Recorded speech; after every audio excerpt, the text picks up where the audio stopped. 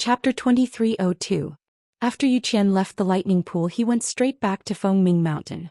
Dumpling was nestled in Chu Liyue's arms, and the two of them were whispering to each other. Sensing his movements, the two of them looked up at the same time. Dumpling immediately became alert. She jumped out of Chu Liyue's arms and blocked in front of her. Yu Qian came in front of her and first scanned Dumpling from head to toe. After confirming that she was safe and sound, he finally heaved a sigh of relief. "Don't worry. I didn't plan to do anything to her today." Dumpling was skeptical. "Who knows how much of what you say is true and how much of it is false? And, you even locked up Grandpa clan leader." Her little face was full of anger, as if she had not recovered from the shock caused by this matter. Yu Qian was not surprised by Dumpling's reaction. She was the young mistress of the Crimson Gold Sky Phoenix clan. Seeing Yi Zhao in trouble, it was naturally difficult for her to accept. It's a long story. Yi Zhao made a mistake first. Locking him in the lightning pool was just to wake him up. Unfortunately, he was still stubborn and even did such a thing in the end. Yu Qian's usually gentle expression now had a hint of coldness added to it, causing people to shudder. "I'm sure you've seen what he's done." Yi Gong's body and soul were destroyed, and the entire lightning pool was almost destroyed by him. It can only be said that he reaped what he had sown. Dumpling bit her lips and clenched her two little fists tightly. Great Elder betrayed the clan first. Grandpa clan leader wants to kill him, so it is reasonable. This is our Crimson Gold Sky Phoenix clan's matter. When is it up to you outsiders to judge? She glared at Yu Qian. "Release Grandpa Patriarch right now." Yu Qian was not angry. Instead, he laughed. "If you want to save him, it's very simple. In the future, as long as you stay here and cultivate properly, I guarantee that his life will not be in danger. When you open your 9th meridian, I will release him." Dumpling was shocked. Chu Liyue also frowned subconsciously. 9th meridian? In the entire Crimson Gold Sky Phoenix clan, only their ancestor Yi Ling had managed to do so. Yu Qian actually had such high expectations for Dumpling. Furthermore, what was his purpose for doing this? To be honest, even Yi Zhao might not urge Dumpling to open her meridians, nor would he place this heavy burden on her shoulders. However, Yu Qian, what was he so anxious about? "How long do we have to wait?" "I think you are just trying to fool me." Dumpling gritted her teeth. "How am I fooling you? Don't forget you have the purest bloodline.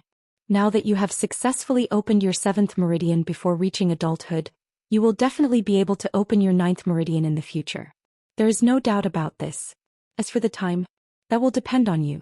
Yu Qian looked around. "There is no place more suitable for you to cultivate than Fengming Mountain. With your current aptitude, why do you have to worry about not being able to open your meridians?" Dumpling stared at him and did not say anything. She turned around and pounced on Chu Liyue, hugging her thigh tightly. "Ayu, this person is so annoying."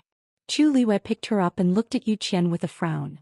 "Second Divine Envoy, since you have already made up your mind, I know that no one can persuade you. Since that is the case, I hope you can keep your promise. On the day that Dumpling opens her 9th meridian, you must release clan leader Yi Zhao." Yu Qian nodded, "Of course." As soon as he finished speaking, Nanjin Shu stood quietly and patiently waited for a response. After a while, a low voice finally came from inside. "Come in." Creak, the door opened. Nanjin Shu took a deep breath and suppressed the excitement surging from the bottom of his heart. He bowed respectfully before stepping forward. After he crossed the threshold, the door closed again. Nanjin Shu's figure disappeared behind the door. Jun Jiuqing, who was not far away, stared at the door thoughtfully for a long time. The 3rd zither score. No wonder he was so confident. He thought for a while and turned to leave. At this moment, Nanjin Shu walked into the courtyard. The courtyard was filled with a thick pile of fallen leaves. It was lonely, bleak, and extremely cold. If the sound did not come from here, Nanjin Shu would have suspected that there was no one here. The courtyard was not big and the furnishings were very simple. It was hard to imagine that the Honorable First Divine Envoy lived in such a place. Nanjin Shu looked at the tightly shut door and his heart started to beat faster. After all, he was going to meet the First Divine Envoy. It was impossible for him not to be nervous. He adjusted his collar and made sure that there was nothing wrong with his appearance before he continued walking. However, he had just taken a step when he heard a rustling sound from the side. He was stunned and turned around instinctively. Something seemed to be moving under the thick pile of fallen leaves not far away. Quiet. The low and indifferent voice sounded again. However, it was obviously directed at the existence under the fallen leaves. As soon as he finished speaking, the surroundings fell silent again. Nan Jinshu was confused. What was that thing under there? I don't remember hearing about the first divine envoy keeping anything by his side. Nan Jinshu. Nan Jinshu's heart skipped a beat when he heard the first divine envoy call his name. Yes. Where is the third zither score now? The voice asked straightforwardly. Nan Jinshu was stunned for a moment. First divine envoy, I think it's more convenient for me to talk inside, right? This matter was so confidential.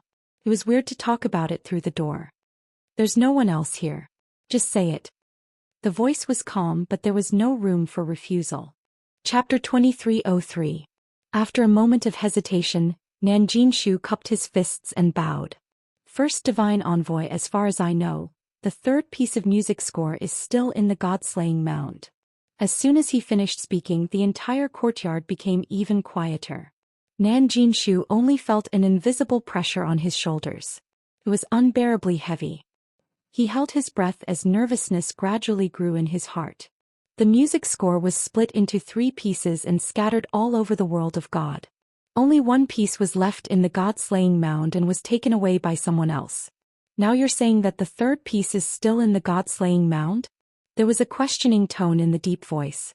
Nan Jinshu hurriedly said, First divine envoy, I wouldn't dare lie. The last piece is still in the god-slaying mound. Even that person doesn't know about it.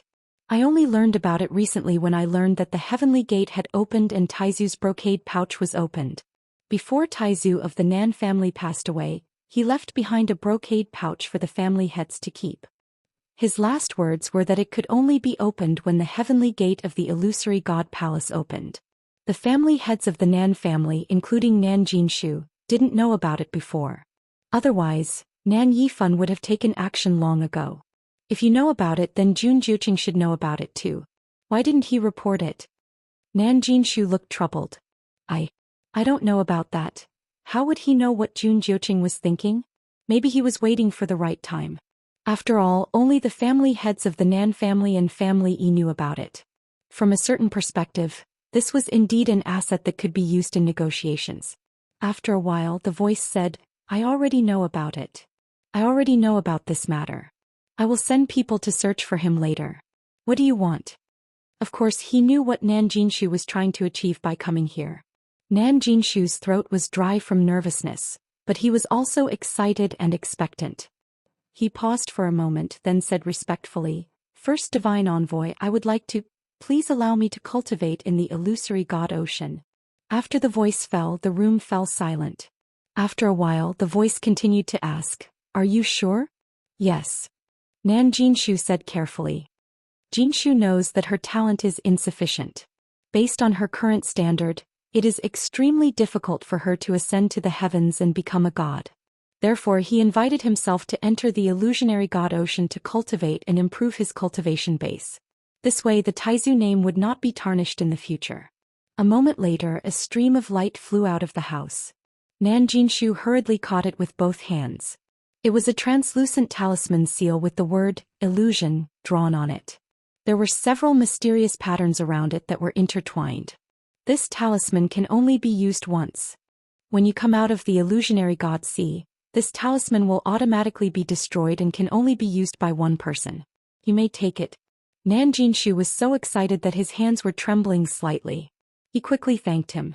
Thank you, First Oracle. You may leave. Yes. Nan Jinshu didn't dare to disturb him. He carefully put away the talisman and left respectfully. After he left, the inside and outside of the courtyard became quiet again. Nan Jinshu walked out happily with the seal in his hand. With this thing he could enter the illusionary god sea to cultivate. It wouldn't take long for his strength to skyrocket. At that thought, Nan Jinshu couldn't hide the joy in his eyes. Patriarch Nan? A young woman's gentle voice rang out. Nan Jinshu stopped in his tracks and turned to look. He saw a graceful figure walking toward him from the corner. She was gentle and beautiful with long hair that reached her ankles. You are Nan Jinshu was a little stunned. I'm Su Li. The woman in front of him smiled faintly. Nan Jinshu was stunned for a moment. Then a look of surprise flashed across his eyes. Mr. Su. He had never seen Su Li before. The Nan family had suffered a great loss after the battle at Peach Blossom Dock. He had been recuperating in the Nan family. Although he had heard about Tang Ku and Mr. Su, Nan Jinshu had never had the chance to meet them. After coming to the illusionary god palace, he had vaguely heard that Su Li was here. However, it was only today that he saw her with his own eyes. Nan Jinshu paused for a moment and bowed. "Oh, it's Mr. Su. My apologies." He had a special status in the illusionary god palace.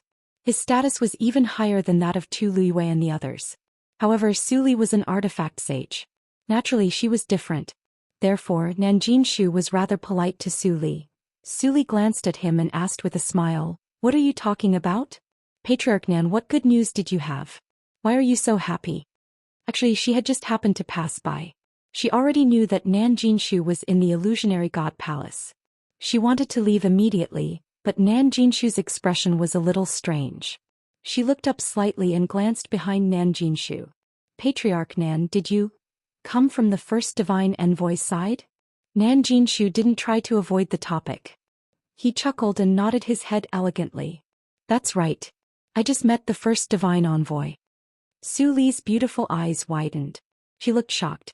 "Really? Hasn't the first divine envoy been in seclusion for many years?" She heard that the other divine envoys had tried to meet the first divine envoy several times, but they were all rejected at the door. But why did Nan Jinshu? Nan Jinshu was rather pleased with Su Li's reaction. Su Li, Mr. Su, was a powerful figure. He used to be high and mighty in the world of divine ruins. However, things were different now. So what if he was powerful? Su Li had to bow politely to the other divine envoys, but he could meet the first divine envoy directly. There was a huge difference between them. The feeling of being superior made Nan Jinshu very happy. "Mr. Su, the first divine envoy asked me to do some things. I won't stay any longer." Su Li was puzzled. What kind of things could the first divine envoy ask Nan Jinshu to do? In terms of status, the divine envoys in the illusionary god palace were at his disposal. In terms of strength, Nan Jinshu wasn't too outstanding. Why did the first divine envoy choose him? Moreover, Nan Jinshu's treatment was different from theirs from the start. He was directly sent to the illusionary god palace. Countless questions flashed through Su Li's mind, but she didn't show it on her face. She only smiled. "Since it's the first divine envoy's order, I naturally can't delay it. Patriarch Nan, please." Nan Jinshu nodded and turned to leave.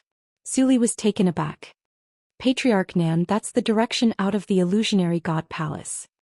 Nan Jinshu stopped in his tracks and turned back with a smile. "I'm going out of the illusionary god palace. To be honest, I'm going to the illusionary god ocean." There were very few people in the illusionary god palace who were qualified to do so. Nan Jinshu was pleased with himself, so he just said it directly. There was nothing to hide anyway. Everyone would know when he returned from the illusionary god ocean. Su Li frowned. The illusionary god ocean? Chapter 2304. Illusionary god ocean? Chu Luiyue looked up in surprise. Nan Jinshu said it himself? Su Li nodded. "That's right. He looks very happy. The excitement and pride on his face are not concealed at all. This place. I've never heard of it before." Chu Luiyue thought for a while and a guess appeared in his mind. Could it be the ocean outside the heavenly gate? That's right. I followed him out of the illusionary god palace and saw him go straight to the heavenly gate. Other than that, where else can there be an ocean in the illusionary god palace? Chu Luiyue's eyebrows twitched and he immediately stood up. Su Li was shocked. "Little you, what's wrong?" Chu Luiyue took a deep breath and paced around the room. He felt a little puzzled. "Nothing, I just feel that this matter is a little strange. The illusionary god ocean is very dangerous. We saw it with our own eyes when we came here. Nan Jinshu is just a supreme god. How could he have the guts to go there?" Su Li heard and said. "He said that the first divine envoy told him something, but I also feel that it's a little strange. No one has seen the first divine envoy all these years. I heard that even the 8th and 7th divine envoys were rejected. What was it that he had to do? And I saw that he was very happy. It didn't look like he was taking a risk, but more like he was going to receive a reward. In any case, it must be a good thing for him. First divine envoy, Chu Luiyue muttered. The divine envoys of the illusionary god palace were all very respected. The first divine envoy was the most respected. It could be seen from the other divine envoys' respectful attitude towards him. But the first divine envoy didn't come out when the lightning pool caused such a big commotion. Now he suddenly sent Nan Jinshu to the illusionary god ocean. It's really strange. Chu Luiyue said and looked at Su Li. He's already out of the heavenly gate? Su Li nodded. When she heard Nan Jinshu's words, she also felt that something was wrong and simply followed him out of the illusionary god palace. She was worried that Nan Jinshu would be suspicious, so she didn't follow her. After walking for a while, she turned back to Chu Luiyue. However, she was certain that Nan Jinshu had indeed gone to the Elysium. Looking at the time, he must have already left. Chu Luiyue pondered for a moment, then said, "I'll go out and take a look too." "What?" Su Li widened her beautiful eyes in surprise. "How can that be? Leaving the heavenly gates was already difficult enough, let alone going to the illusionary god sea? Little you don't have the slightest bit of understanding towards the illusory god sea. Isn't it too risky for you to go there directly?" Su Li disagreed. Chu Luiyue had already made up his mind. This is a rare opportunity. Su Li's lips moved. Looking at her determined expression, it was obvious that she could not be persuaded. "What's in the illusionary god sea that's worthy of you acting like this?" Chu Luiyue paused. "It's very likely that Senior Diwu is trapped there." Su Li was shocked. Upon hearing this, she finally understood why Chu Luiyue insisted on going no matter what. "But don't worry, Mr. Su. I plan to go there openly and investigate first. It won't be too late to take action after I've figured out the situation. After all, the illusionary god sea was just outside the Elysium. There would not be any danger if they just went to take a look at the Silver Bridge." Although Chu Luiyue also wanted to bring Diwu Zhangzi back immediately, she would not do anything that she was not confident of. If she took the risk now, not only would she not be able to save him, but she might even lose her life. She was very clear about this. Su Li was finally relieved. "I'll go with you."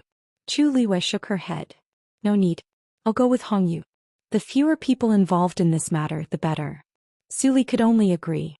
"Be careful." Mu Hongyu was cultivating in her room. Ever since she retrieved the Mahayana cultivation method from the precious treasure pavilion, she hadn't left her room. "Hongyu." Upon hearing Chu Luiyue's voice, Mu Hongyu snapped out of her daze and got up to open the door. "Luyu, what's the matter?" Chu Luiyue raised her chin. "Follow me out of the Elysium and to the illusionary god sea." Mu Hongyu was stunned. "Now." Chu Luiyue briefly explained the matter. "It's a rare opportunity. Maybe we can gain something." Mu Hongyu hurriedly said, "Then let's not wait. Let's go quickly." After taking 2 steps, she suddenly stopped. "Wait, Luyu, how are we going to get out now? Wasn't the Elysium heavily guarded?" Chu Luiyue waved her hand carelessly. "When we reach the Elysium, let Jin Yunlai open the door." "Mu Hongyu," she glanced at Chu Luiyue faintly. "Luyu, how can you be sure that he'll agree? Previously he could say that he had gone to the weapon refining saint. What about this time?" Chu Luiyue's lips curled up slightly. "I have my ways." The two of them walked straight and arrived at the Elysium. However, when they arrived, they were surprised to find that many people had already gathered here. It was very lively. Did Nan Jinshu really leave here and go to the illusionary god ocean? I saw it with my own eyes. How can it be fake? Is he crazy? The illusionary god ocean is very dangerous. Isn't it too bold to use it to improve his cultivation? Isn't he afraid of dying there? Sure, they're different from us. Think about it. He entered the illusionary god palace as soon as he arrived. Of course he's different from us. It's still very dangerous, isn't it? Even venerables can only stay in the illusionary god ocean for a few hours at most. Besides, the illusionary god ocean has always been a place of punishment. Who knows how many skeletons are buried there? This is the first time I've seen someone who wants to cultivate there. Chu Luiyue and Mu Hongyu looked at each other. It turned out that the news had already spread. "Luyu, what should we do?" Mu Hongyu asked softly. Chu Luiyue paused. "The heavens want to help me. I have to go." With that, she continued to walk forward. Soon some people noticed their arrival and they all had different expressions on their faces. Chu Luiyue ignored them. She went straight to the Elysium and was about to step out. Everyone was shocked. Buzz, the barrier buzzed. A heavy pressure stopped Chu Luiyue. Following this, a furious voice could be heard once again. Shengguan Yu, what are you trying to do? Chu Luiyue turned around and looked at Jin Yunlai, who rushed over in an instant. Her eyes curved and she smiled brightly. Seventh messenger, you're here? Can you please open the door? He was quite fast. Jin Yunlai was originally there to denounce her, but when she heard this she choked. Then a flame burned in her chest. What did you say? Just how much courage did she have to ask him to open the gate of heaven so naturally? Chu Liuyue's smile didn't change.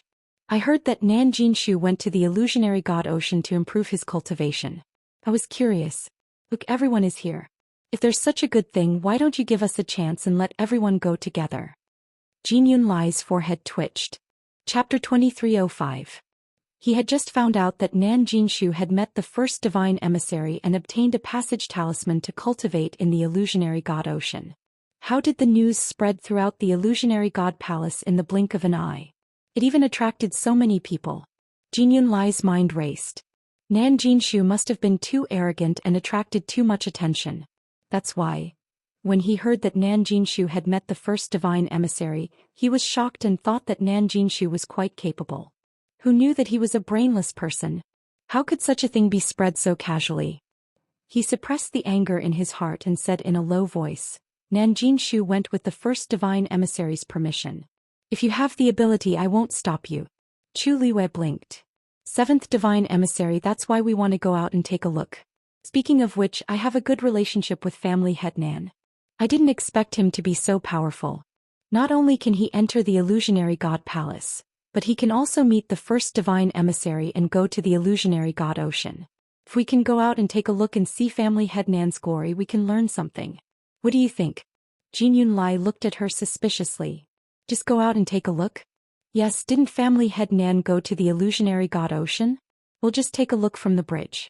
After all, it wasn't easy for us to come up here. We know how dangerous the illusionary god Ocean is. Why would we gamble with our lives? Mu Hongyu immediately nodded. Yes, we're just going to take a look. Anyway, this is the illusionary god palace's territory. Are you worried that we'll do something out of line? Jin Yunlai's expression was cold.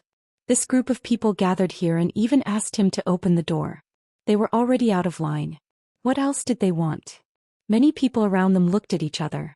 Actually, they were also very curious. It would be good if they could really go and take a look. Jin Yunlai said in a low voice. What kind of place is the illusionary god Ocean? Is it somewhere you can go as you please? Even if they stood on the bridge and watched, it was absolutely not allowed. I'll let you go this time, but if you do it again, I won't let you off so easily. As he spoke, he looked around with undisguised warning in his eyes. Everyone's little thoughts were suppressed again. After Jin Yunlai finished speaking, she turned around to leave. Chu Liwei suddenly sighed softly. Sigh, since the seventh divine emissary is unwilling to let us pass, then we can only forget about it. Since I have nothing to do, let's take a walk around Fengming Mountain. Jin Yunlai stopped in her tracks. He turned around and stared at Chu Liwei. What are you trying to do? To find Dumpling. Chu Liue's lips curved slightly. Since I can't go to the Mirage God Sea, I can only find Dumpling to relieve my boredom. Recently, she has been making a fuss about going out to play a few rounds. If there's no other way, I should ask the second messenger if he can bring Dumpling out for a walk. You. She was clearly using Dumpling to threaten him. Now, the second messenger valued Dumpling a lot, and Dumpling was extremely dependent on Chu Liwei. She was still young and was at the age where she could make a fuss. In addition, she already knew that Yi Zhao was trapped in the lightning pool, so she was now full of hostility towards the Mirage God Palace. If Chu Liwei said something to Dumpling and caused Dumpling to explode, who knew what she would do? This Chu Liwei really knew how to push her luck. He had already made an exception to let her go the last time, but she still wanted to do it again. Chu Liwei looked at Mu Hongyu. Hongyu, you haven't seen Dumpling for a long time, right? I'll bring her out. 2 hours. Jin Yunlai coldly interrupted Chu Liwei. Chu Liwei sneered. Seventh messenger, what can you do in 2 hours? Are you afraid that I'll learn something from Nan Jinshu? Jin Yunlai's face was cold. After a while she said, I'll give you 1 day. If you're not back by this time tomorrow. Chu Luiwei immediately smiled. Deal. The Mirage God Sea is extremely dangerous. After leaving the Heavenly Gate I won't care if you live or die. You will bear all the consequences yourselves. Chu Luiwei nodded with a relaxed expression. Of course. Since she dared to go she was prepared. Jin Yunlai coldly stared at her for a while before waving her sleeve. Buzz, the barrier opened. Chu Luiwei stepped out without hesitation. Will you follow me? Coming. Mu Hongyu's movements were very fast and she almost caught up with him. The two figures quickly disappeared. Many people looked at each other. After a while a young man tentatively stepped forward. Jin Yunlai didn't stop him. That person immediately felt relieved and lifted his foot to walk out. With someone taking the lead the people behind him moved faster. Soon more than 10 people left the Heavenly Gate. However, not everyone chose to do so. No matter what, the illusionary God Sea is extremely dangerous. What if I really die there if I go out like this? That's true. I think Nan Jinshu must have a trump card if he dares to go. I'm afraid we can't compete. Forget it, forget it. The first messenger hasn't come out for many years. She didn't even meet the other messengers. Now that she's meeting Nan Jinshu alone, isn't that enough to explain the problem? Anyway, I don't think I'm that capable. I won't join in the fun. Why don't we wait until this time tomorrow and see what Shengguan Yu and the others have to say? Some people left the Heavenly Gate while others chose to stay. Jin Yunlai snorted coldly, flicked his sleeves and left. He wanted to see how capable Tu Luiwei was. As soon as Jin Yunlai returned to the Mirage God Palace, she went straight in a certain direction. She didn't walk far before she bumped into Xu Jing. Needless to say she came from the 6th messenger again. Jin Yunlai had been looking for an opportunity to ask her how the 6th messenger was doing. However, now that she saw her she couldn't be bothered to ask. Xu Jing was also in a hurry. Her eyes were filled with shock. 7th messenger, I just heard that Nan Jinshu went to the Mirage God Sea after meeting the 1st messenger? Jin Yunlai nodded. Her expression was cold. They've been there for a while. Moreover, the news has spread in the Mirage God Palace. Everyone knows. Shengguan Yu even made a fuss about going out to take a look. Is she crazy? Xu Jing suddenly raised her voice. 7th messenger, you didn't let her go, did you? She threatened me with dumpling. After much consideration I let her go. Other than her, some people from the Mirage God Palace also followed her. Xu Jing sucked in a breath of cold air. Chu Luiwei was crazy, and the 7th messenger wasn't clear-headed either? Her reaction made Jin Yunlai frown. The news spread like wildfire in a short period of time. The more you don't let them go, the more curious they are. Why don't you just let them go for a day and let them see for themselves? The Mirage God Sea. Is it a place they can step into as they wish? Everyone had a deep-rooted bad habit. There were some principles that no one would listen to no matter how many times you repeated them. Only when they felt the pain themselves would they deeply understand and remember it. Chapter 2306. Xu Jing's expression softened. Jin Yunlai's words weren't without reason.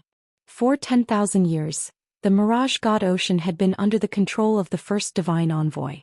It was heavily guarded and dangerous. The Yuqian had inherited almost all the rights of the first divine envoy except for this one. So until now, even the Yuqian couldn't enter the Mirage God Ocean without the permission of the first divine envoy. Chu Luiwei and the others were indeed digging their own graves. Xu Jing thought of something else and frowned. What did Nan Jinshu do? Why is the first divine envoy willing to see him? Also, this happened not long ago. How did everyone know about it? Jin Yunlai shook her head and continued walking. I don't know. So, I plan to ask the first divine envoy again. Xu Jing hurriedly said, I'll go too. When the two of them arrived they saw two people walking out of the door. They were two young men who looked to be in their mid-20s. One was handsome and the other was delicate. Both of them had extraordinary temperaments. Jin Yunlai and Xu Jing were shocked when they saw them. Zhou Xian, these two were the 9th and 10th divine envoys. They were both cultivating in seclusion. Why did they suddenly come here? And, it seemed like they had just met the first divine envoy. Jiulong and Xian looked over and greeted them. Greetings, 7th and 8th divine envoys. Jin Yunlai glanced at the two of them. Have you met the first divine envoy? The two of them nodded. The first divine envoy ordered us to go to the god-slaying tomb in the divine ruins world immediately. We are about to leave. The first divine envoy gave the order personally. Xu Jing couldn't believe it. One had to know that that person hadn't cared about the illusory god palace for many years. This was too sudden. Jin Yunlai suddenly realized something. Could it be because of Nan Jinshu? Sure enough, Shi Yan immediately explained. Rumor has it that the third score is most likely there, so the first oracle sent the two of us to look for it together. Jin Yunlai and Xu Jing were both shocked. Then they finally understood. No wonder the first divine envoy suddenly made such a big move. It was because of this. Although there were many divine envoys in the illusory god palace, there were very few who had the time and energy to do so. These two were indeed the most suitable choices. Jiu Long said, if there's nothing else, we'll be taking our leave. After all, this was a task that the first oracle had personally given them. They did not dare to slack off. Jin Yunlai nodded. The two of them quickly left. Looking at the backs of the two people, Xu Jing frowned. After thinking for a moment, she walked towards the door. However, he was stopped by a barrier as soon as he arrived. A low and indifferent voice came from inside. Just do what you have to do. Xu Jing and his assistant were both stunned. Does this mean that he doesn't want us to intervene? Xu Jing was unwilling to give up. First oracle, this is a matter of great importance. Isn't it not enough to send only the two of them? After a moment, the voice came again. Xu Jing, if you don't want to look after the herb mountain anymore, you can go with them. Xu Jing's face suddenly turned pale and he took a few steps back. Xu Jing has offended you. Please forgive me, first oracle. Jin Yunlai also fell silent. The first oracle's meaning was very clear. There was really no need to continue asking. He cupped his hands and left. Then we won't disturb you anymore. After saying that, he gave Xu Jing a look. Xu Jing walked a few steps and suddenly thought of something. He paused and asked hesitantly, First oracle, the sixth oracle's divine body has been damaged. If you want to rebuild it, you need to use the golden Tianlei in the lightning pool. But now that the lightning pool is sealed, do you think? Originally, everything was going smoothly. They were just waiting for the right time. Who knew that the lightning pool would suddenly riot and disrupt their plans? If they couldn't rebuild the divine body as soon as possible, wouldn't the pills that she had painstakingly refined go to waste? Now she didn't know when the lightning pool would be unsealed. Who knew how long they would have to wait? Therefore she could only try to ask the first oracle for help. The courtyard quieted down and a layer of coldness gradually surged out. Xu Jing's heart skipped a beat and she suddenly felt uneasy. Then she heard the person inside say coldly, then let him suffer. Even after walking for a long distance, Xu Jing's heart still did not calm down. She walked a little absent-mindedly and her eyes were unfocused. It wasn't until Jin Yunlai was about to go in another direction that she came back to her senses. She quickly walked a few steps and came in front of Jin Yunlai. When did the sixth oracle offend the first oracle? Jin Yunlai frowned. How would I know? Xu Jing's lips were still a little pale. She couldn't help but mutter in a low voice, this can't be. The first oracle has been in seclusion for many years, but the sixth oracle just came back not long ago. How could he offend the first oracle? Moreover, the first oracle is indifferent and rarely gets angry. But just now, when she mentioned the sixth divine envoy, the first divine envoy's voice contained a rare hint of anger. Jin Yunlai also heard it. This was different from the time when she wanted to rush in and annoy the first oracle.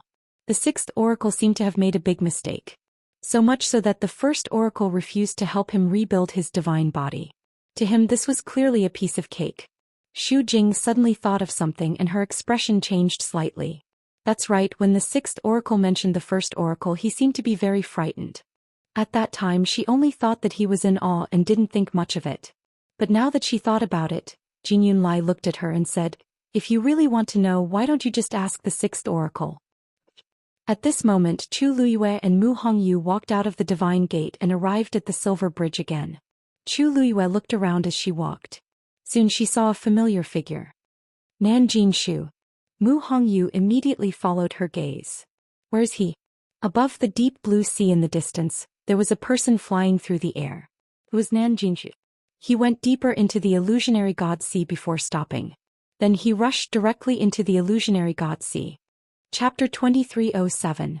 The onlookers on the Silver Bridge grew restless when they saw this. Nan Jinshu actually went in just like that? Even Her Eminence can't stay in the Mirage God Ocean for too long. Where did he get his confidence from? The Mirage God Ocean contains an abundant amount of energy. It can greatly increase one's strength if one refines one's bones and blood, but it's also extremely dangerous. I wonder how long it'll take for Nan Jinshu to come back up. Chu Liuyue's expression hardened. Waves surged in the distance and the aura was piercingly cold. Even though he was standing on the Silver Bridge, he could still clearly feel the terrifying power contained in the sea below. Even she didn't have much confidence that she would be able to return safely after going down. Nan Jinshu, she held her breath and focused. While keeping an eye on Nan Jinshu's situation, she also listened carefully to her surroundings. I wonder if Diwu Zhangzi can sense the changes outside. She glanced out of the corner of her eye and saw that Mu Hongyu seemed to have entered a meditative state. Her brows were slightly furrowed and her expression was calm. She was looking at the Mirage God Ocean. The noise on the Silver Bridge gradually dissipated. As time passed, the crowd gradually quieted down. Many people were curious about the Mirage God Ocean and wanted to go down to take a look, but none of them had made up their minds to do so. After all, everyone only had one life. Moreover, the seventh divine emissary had made it very clear that once they left the Heaven Gate, they would die regardless of whether they lived or died. When the time came, they wouldn't even have anyone to call for help. Thus, everyone waited in tacit understanding. It wouldn't be too late to make a decision after Nan Jinshu's situation cleared up. After a long while, nothing seemed out of the ordinary. Chu Liyue was a little disappointed and worried. I wonder how Diwu Zhangzi is doing. Mu Hongyu, on the other hand, changed her position and looked in another direction. Chu Liyue didn't disturb her. Suddenly, the crowd became restless again. Chu Liyue instinctively turned around and saw two young men walking out of the heavenly gate one after another. These were two completely unfamiliar faces, but Chu Liyue could vaguely guess the other party's identity the moment she saw them. Judging from his noble aura, he was probably an oracle as well. Sure enough, some sharp-eyed people had already recognized the identities of these two people and hurriedly bowed.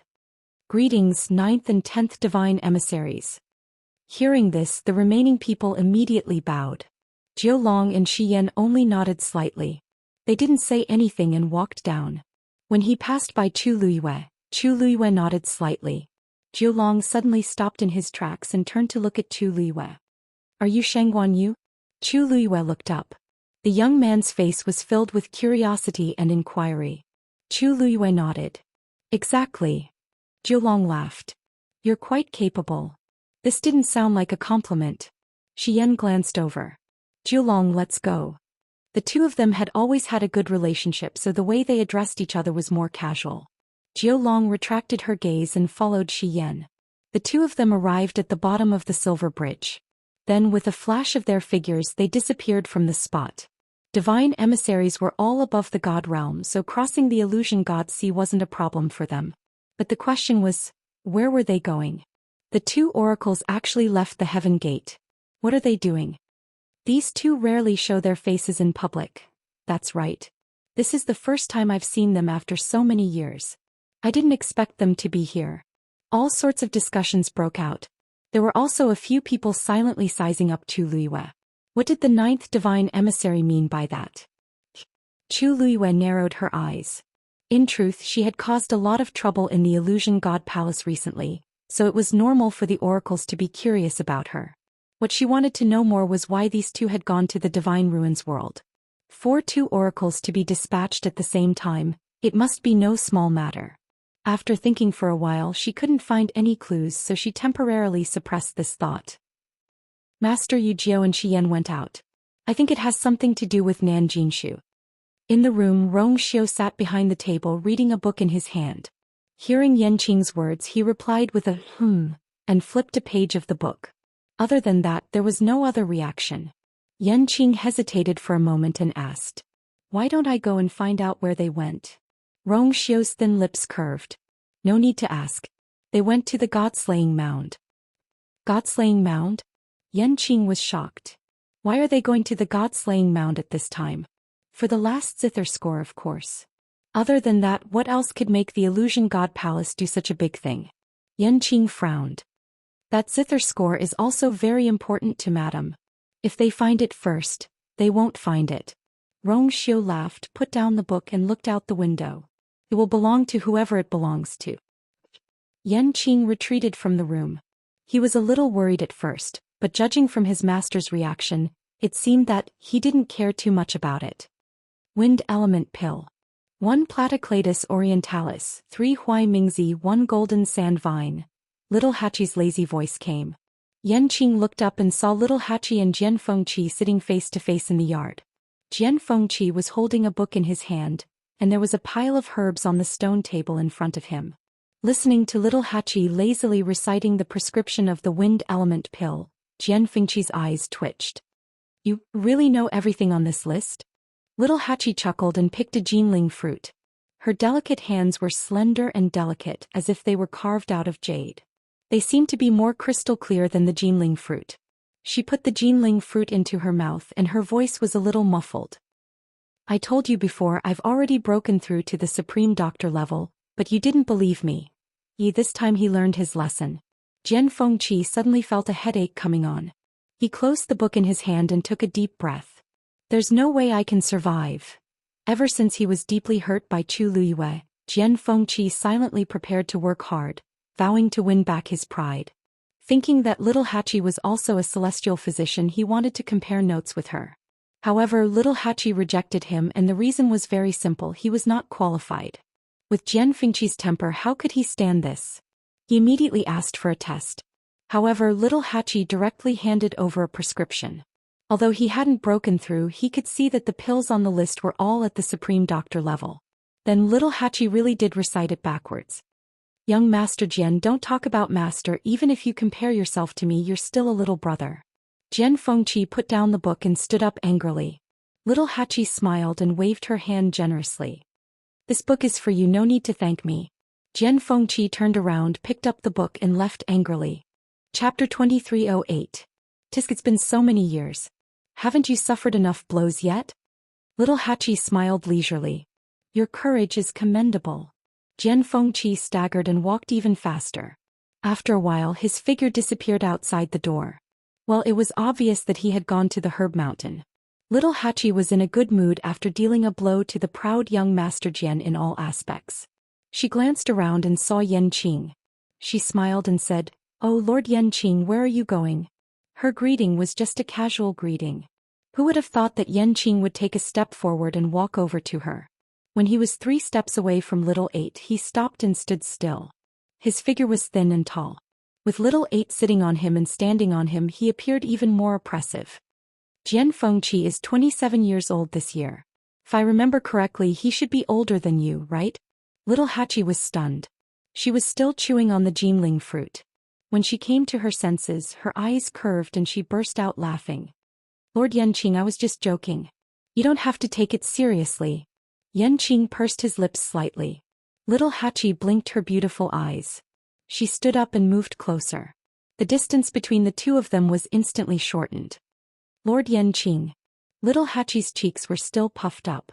When she opened her mouth, a sweet fruity fragrance spread out. It was the taste of the Jinling fruit in her mouth. Yanqing's eyes landed on her moist and plump red lips for a moment. Then he quietly looked away. Little Hachi did not notice. She smiled and said, "You don't seem very happy." Yanqing's voice was cold. "I've always been like this. I'm not happy or unhappy." Little Hachi snorted in her heart. Everyone had 7 emotions and 6 desires. This Lord Yanqing seemed to be an exception. She turned around and smiled, the smoke swirling around her. If young Master Jian can be my younger brother, then Lord Yanqing can also be my elder brother. You see, your status is much higher than his. Yanqing frowned. Little Hachi tilted her head. Brother Yanqing? The originally light and sweet fragrance seemed to have suddenly become rich and thick, making people a little intoxicated. Her voice had always been soft and gentle, and he had long since gotten used to it. However, at this moment he suddenly felt that something was different, as if his heart had been gently scratched by something. Yanqing turned around and left. Sigh. Seeing that there was no response from the other party, Little 8 pursed her lips and swallowed the fruit in her mouth. I can't call you little brother or big brother. You're really hard to please. Yanqing went straight back to her room. As soon as she entered the room, she immediately felt that something was wrong and looked up at the screen. Her cold gaze was as sharp as a knife, as if she was going to cut the screen. Come out. Sigh, it's not like you don't know it's me. Can't you be nicer? A figure slowly walked out from behind. It was you. Yanqing's expression did not change. If I didn't know it's you, you would have died here. A strange smile appeared on Yumo's face as he said word by word, You're too fierce. Brother Yanqing, big brother. As soon as he finished speaking, a strong wind attacked. Swish. Yumo was shocked and immediately dodged. He patted his chest with lingering fear. Tiske, we were talking nicely. Why did you hit me? Yanqing's eyes were as cold as ice. If you want to die, I can send you on your way. Yumo snorted. I haven't lived long enough. Forget it. How interesting it was to live. Yanqing was speechless because of a girl's words. If he died, he would not be able to see such a wonderful scene. No wonder you're Madam's subordinate. Little Hachi, you're really awesome. If you have something to say, just say it. If not, get lost. It was rare for Yanqing to say so many words to him, but it was not good. Yumo silently held back a tear of sympathy for himself and then said, I'm here to talk to you about something serious. The first oracle sent Jiu Long and Shi Yan to the god-slaying tomb. You already know, right? Yanqing nodded. The news was sent by Nanjinshu. By right, Jun Jiuqing should know about it, but he didn't say anything. And after that he went into seclusion. I feel something is wrong. Yanqing frowned. What do you mean? Yumo took a deep breath and said seriously. He went to the main hall of the palace of the illusory god. Time passed slowly. It was still calm above the sea. Nanjinshu still hadn't come out. If it weren't for the fact that the surrounding energy kept flowing in Nanjinshu's direction, everyone would have thought something had happened to him. After a while, Mu Hongyu finally came back to her senses and went to Chu Luiyue. Chu Luiyue turned to look at her. Their eyes met. Mu Hongyu frowned and shook her head. She had already tested it. Under the illusory god ocean, the space was indeed distorted. But standing on the silver bridge, she couldn't check it out because of the water. She had tried a few methods, but none of them worked. Chu Luiyue's eyes flickered. Then she made up her mind. I'll go down and take a look. Since she couldn't see the whole picture here, she might as well go down and check it out. Mu Hongyu was shocked and quickly pulled her wrist. No. It was too dangerous down there. Even she wasn't confident that she could avoid the distorted space. Not to mention Chu Luiyue. Chu Luiyue shook her head. This was a rare opportunity. If she could figure out the situation down there, it would be easier for Mu Hongyu to take action later. Hearing the conversation between the two of them, many people around them looked over in surprise. Shengguanyu wants to go down there? He's too bold. I heard that she crossed the sea very easily before. She even brought a few high gods with her. She must be quite confident, right? That's different from this. The illusory god ocean. She might not be able to come back up after going down. Besides, she doesn't have the first divine envoy's permission. Isn't she just digging her own grave? Let's just wait and see. If one had the first divine envoy's permission, they would have an extra layer of protection in the illusory god ocean. Wasn't Nanjinshu the same? However, almost no one planned to go down like Chu Luiyue. A long time ago there were people who tried to sneak into the illusory god ocean. In the end, all of them died and their souls were destroyed. That was why everyone was so afraid. Even though they were already standing on the silver bridge, they didn't dare to go down. Upon hearing that, Mu Hongyu gritted her teeth. I'll go with you. She might be able to help her a little. Chu Luiyue shook her head. It's better for you to wait here.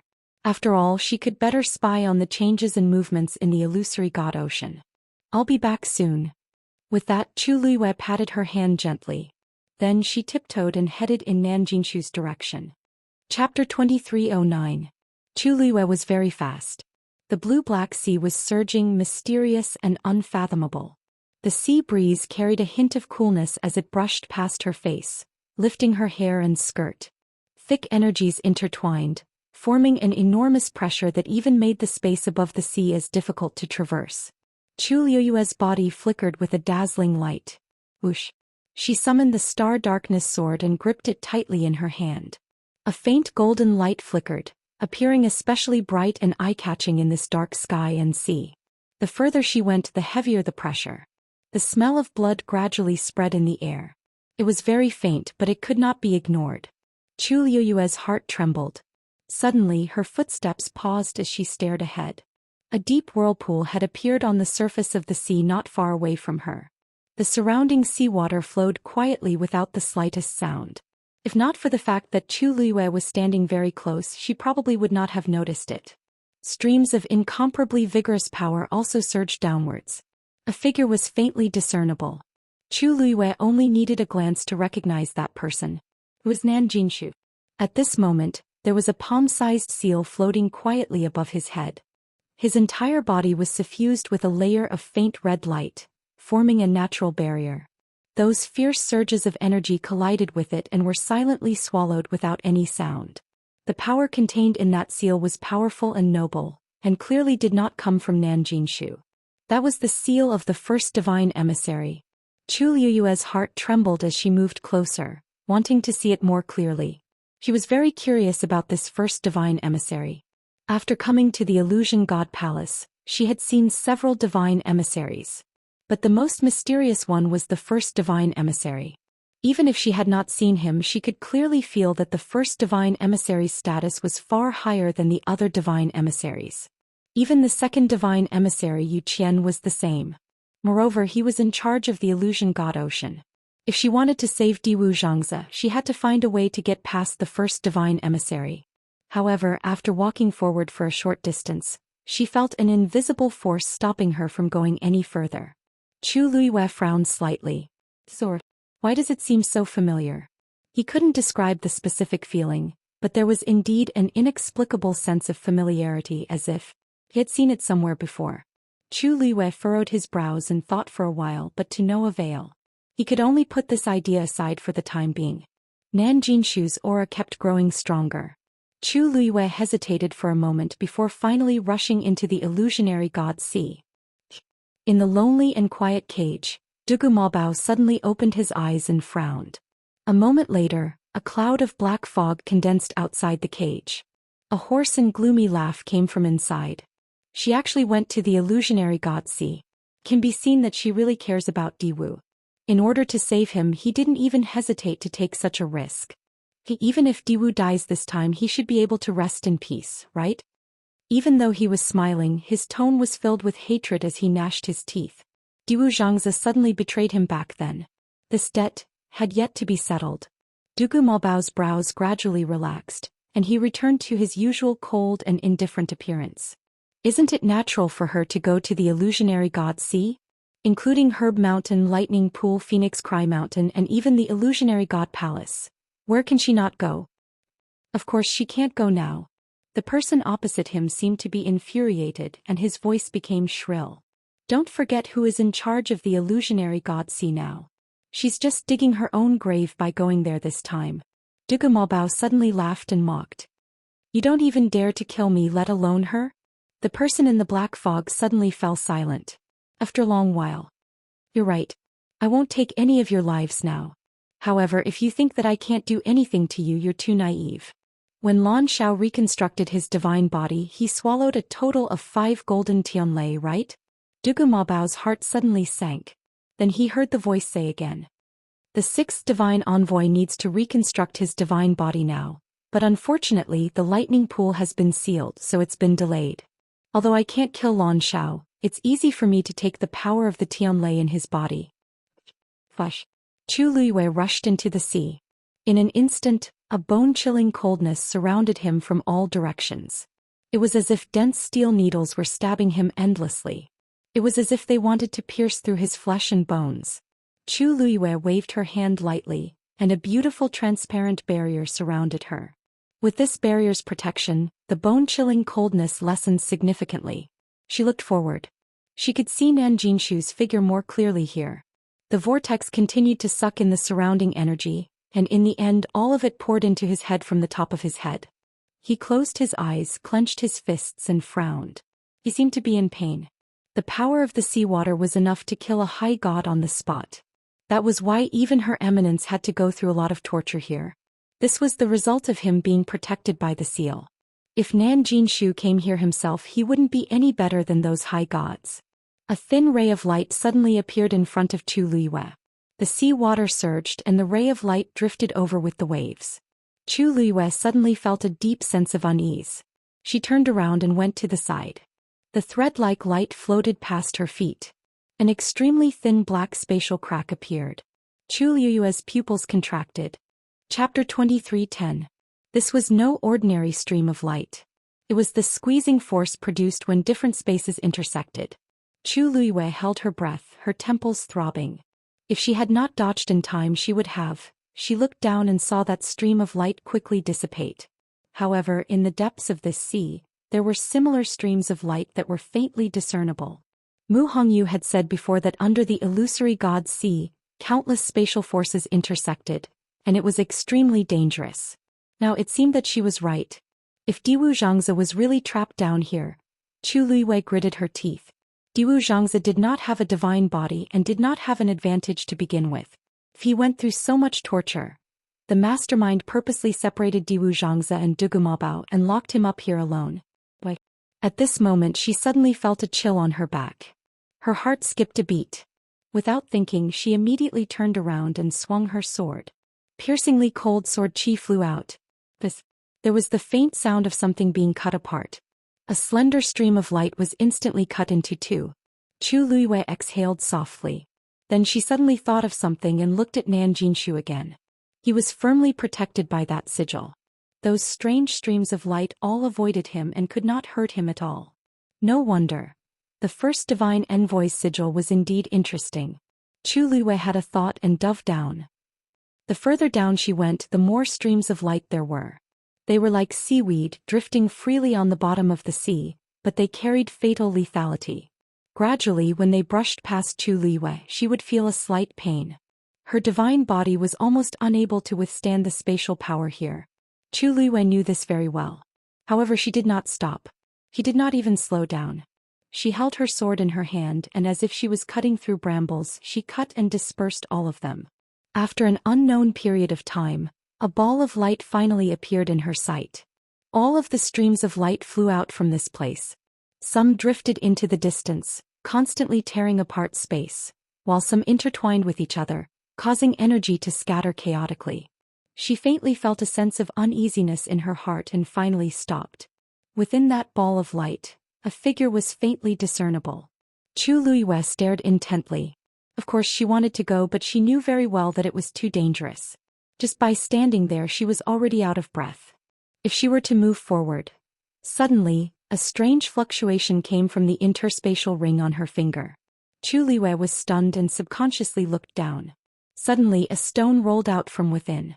It gently floated down. Chu Luiyue immediately stretched out his hand to grab it, but the rock easily dodged and then ran down at an even faster speed. Just as Chu Luiyue was filled with doubts, a stream of light flew over and was about to cut the stone. Chu Luiyue frowned. Although she didn't mean to bring these stones back after a long time, she still had some feelings for them. Especially since these stones had helped her a lot in the past and saved her from danger several times. Naturally, she couldn't bear to part with them. Just as she was about to make a move, a scene suddenly happened in front of her, causing her to pause. She saw that the stone suddenly emitted a warm orange light. That was the god domain inside. This god domain completely enveloped the stone. Then that silver thread-like stream of light flew over and automatically wrapped around the stone, merging into the god domain. Chu Luiyue was shocked and almost suspected that she had seen wrongly. She closed her eyes and looked again. The scene in front of her had not changed at all. The stone floated silently in the air, easily neutralizing the ferocious energy contained in the streak of light.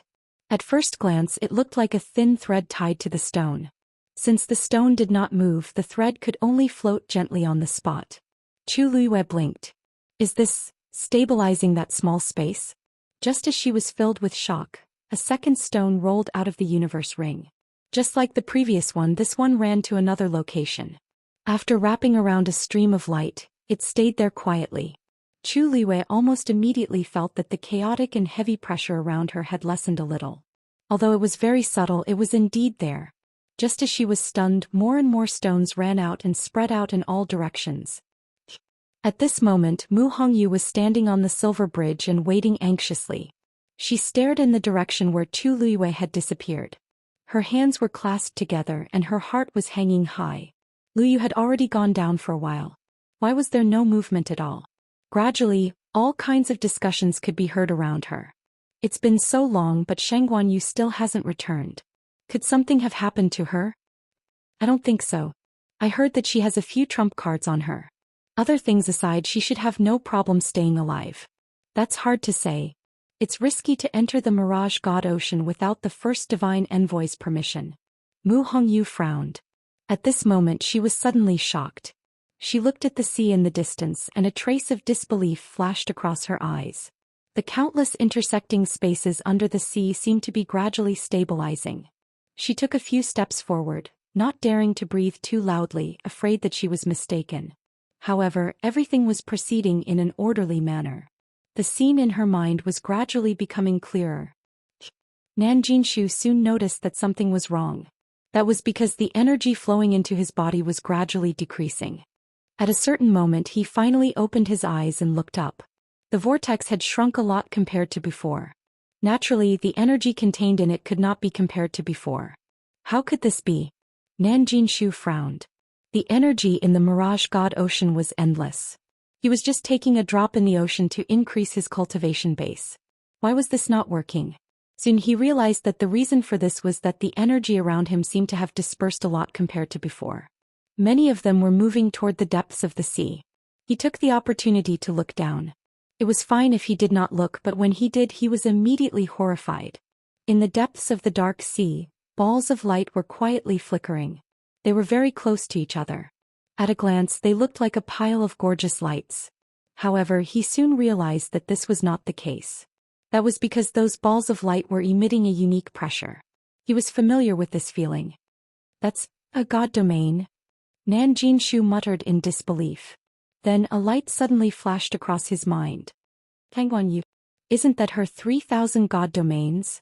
She's here too, and she's even using her god domain to devour the energy in the Mirage God Ocean? Digression. An ink-stained February floated by. Fifth update around 7 a.m. Chapter 23:11. Chu Liwei crossed her arms and looked at the balls of gorgeous god territory floating in front of her. She rubbed her glabella as if she had a headache. It shouldn't have been like this. She just wanted to check out the situation first so that Mu Hongyu could rescue Diwu Zhangzi after she broke through to the Mahayana realm. She didn't expect to cause such a big commotion. She wanted to try to stop them, but she soon realized it was useless. These stones were sometimes obedient and sometimes disobedient. If they really made a scene, she couldn't do anything about it. Then it became like this. The countless intersecting spaces under the illusionary God Ocean were almost all frozen. There was no longer that oppressive aura around. In short, it was very stable. Unfortunately, there was a barrier at the bottom that trapped Diwu Zhangzi. She tried to get closer, but she couldn't. It was also the only area that the 3,000 god territories hadn't touched yet. As for the other places around, Chu Liwei could even feel the slightest ripple in her surroundings. Shang Guanyu. Nan Jinshu's voice came from above, sounding flustered and exasperated. Chu Liwei looked up and waved her hand. Patriarch Nan, what a coincidence. Nan Jinshu's breath was stuck in his chest. Coincidence? Who's so coincidental with you? Why are you here? Nan Jinshu came to Chu Liwei and questioned her coldly. Chu Liwei smiled. If Patriarch Nan can be here, why can't I? Nan Jinshu snorted. I came with the permission of the first divine envoy. Of course, I'm different from you. You barged in here and used your god territory to forcibly take away the power that originally belonged to me. Shang Guanyu, you've gone too far. If they were in the divine ruins realm, Nan Jinshu wouldn't have the confidence and courage to speak to Chu Liwei like this. After all, the entire Nan family was almost destroyed by Chu Liwei. He was deeply afraid and traumatized by her. But this was the illusionary god Ocean. How could someone like her who didn't have a bloodline totem be compared to him? Nan Jinshu's plan had been going well and everything had been going smoothly. Of course, he was upset that someone had interrupted him halfway. Therefore he spoke very harshly. Chu Liwei raised her brows slightly, and her gaze quickly swept past the seal in his hands before she smiled lightly. Nan family head, I really didn't mean it. How could I have thought that, Nan family head? You actually couldn't even snatch a pile of stones. Nan Jinshu choked and almost spat out a mouthful of blood. How is this a pile of rocks? These were clearly deity domains. Furthermore, these divine territories were all under her control. How could she possibly escape responsibility? Chu Liwei turned around and waved at a rock not far away. Right, time to go back. The rock retreated and the light around it became even more resplendent. At the same time, it began to devour the surrounding power at an even more astonishing rate. Chu Liwei sighed and shrugged at Nan Jinshu. Nan family head, you saw it too. They really didn't listen to me. If she had a choice, she wouldn't have made such a big deal out of it. Nan Jinshu's eyes twitched violently. For a moment he felt deeply humiliated. However, Chu Liu's expression was so sincere that he couldn't think of anything to refute her. Only then did he realize that the space here seemed to be under Chu Liu's control. It was no longer a threat to her. The illusionary god ocean. Wasn't the illusionary god ocean extremely dangerous? Why was it suddenly different when it came to Chu Liu? He had relied on the first divine envoy's seal to barely protect himself. What about her? She relied on these rocks. Nan Jinshu couldn't help but look at the seal in his hand. He suddenly felt that all his previous plans were a joke. As long as Chu Liu was here, he wouldn't be able to continue cultivating. He gritted his teeth and said, "The first divine envoy will know. The first divine envoy will definitely find out what you've done. Let's see how you explain yourself then." Chu Liu nodded in agreement. "That's great. I'd like to meet him too." Nan Jinshu's chest tightened.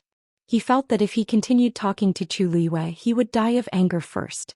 Nan Jinshu turned to leave when he realized that he couldn't get an explanation. He wanted to see how the first divine envoy would punish her. "Wait." Chu Liu suddenly called out to him. "Nan family head, there's something I don't understand. Can you explain it to me?" Nan Jinshu said impatiently without turning his head. "Go ahead and find out what you want to know. You're very capable anyway, aren't you?"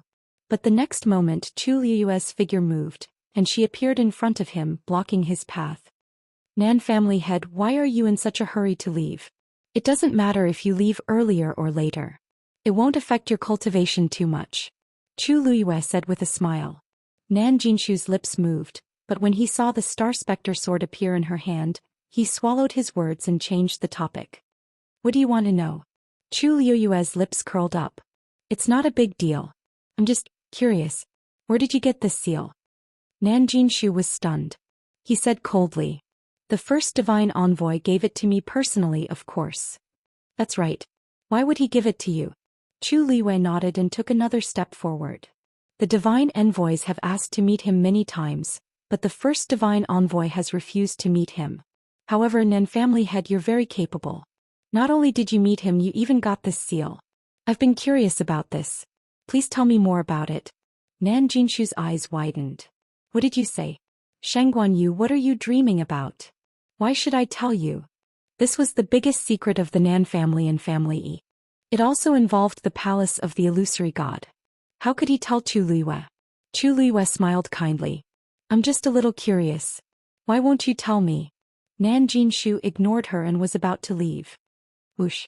A piercingly cold sword chi pierced over, brushing past the top of his head. Nan Jinshu's movements suddenly froze as a chill ran down his spine. At this moment he clearly realized that it was extremely easy for Chu Liu to kill him if she wanted to. "Shangguan Yu, don't you dare." Swoosh. A cold blade was pressed against his neck. Chu Liu chuckled. "Do you think I'd dare?"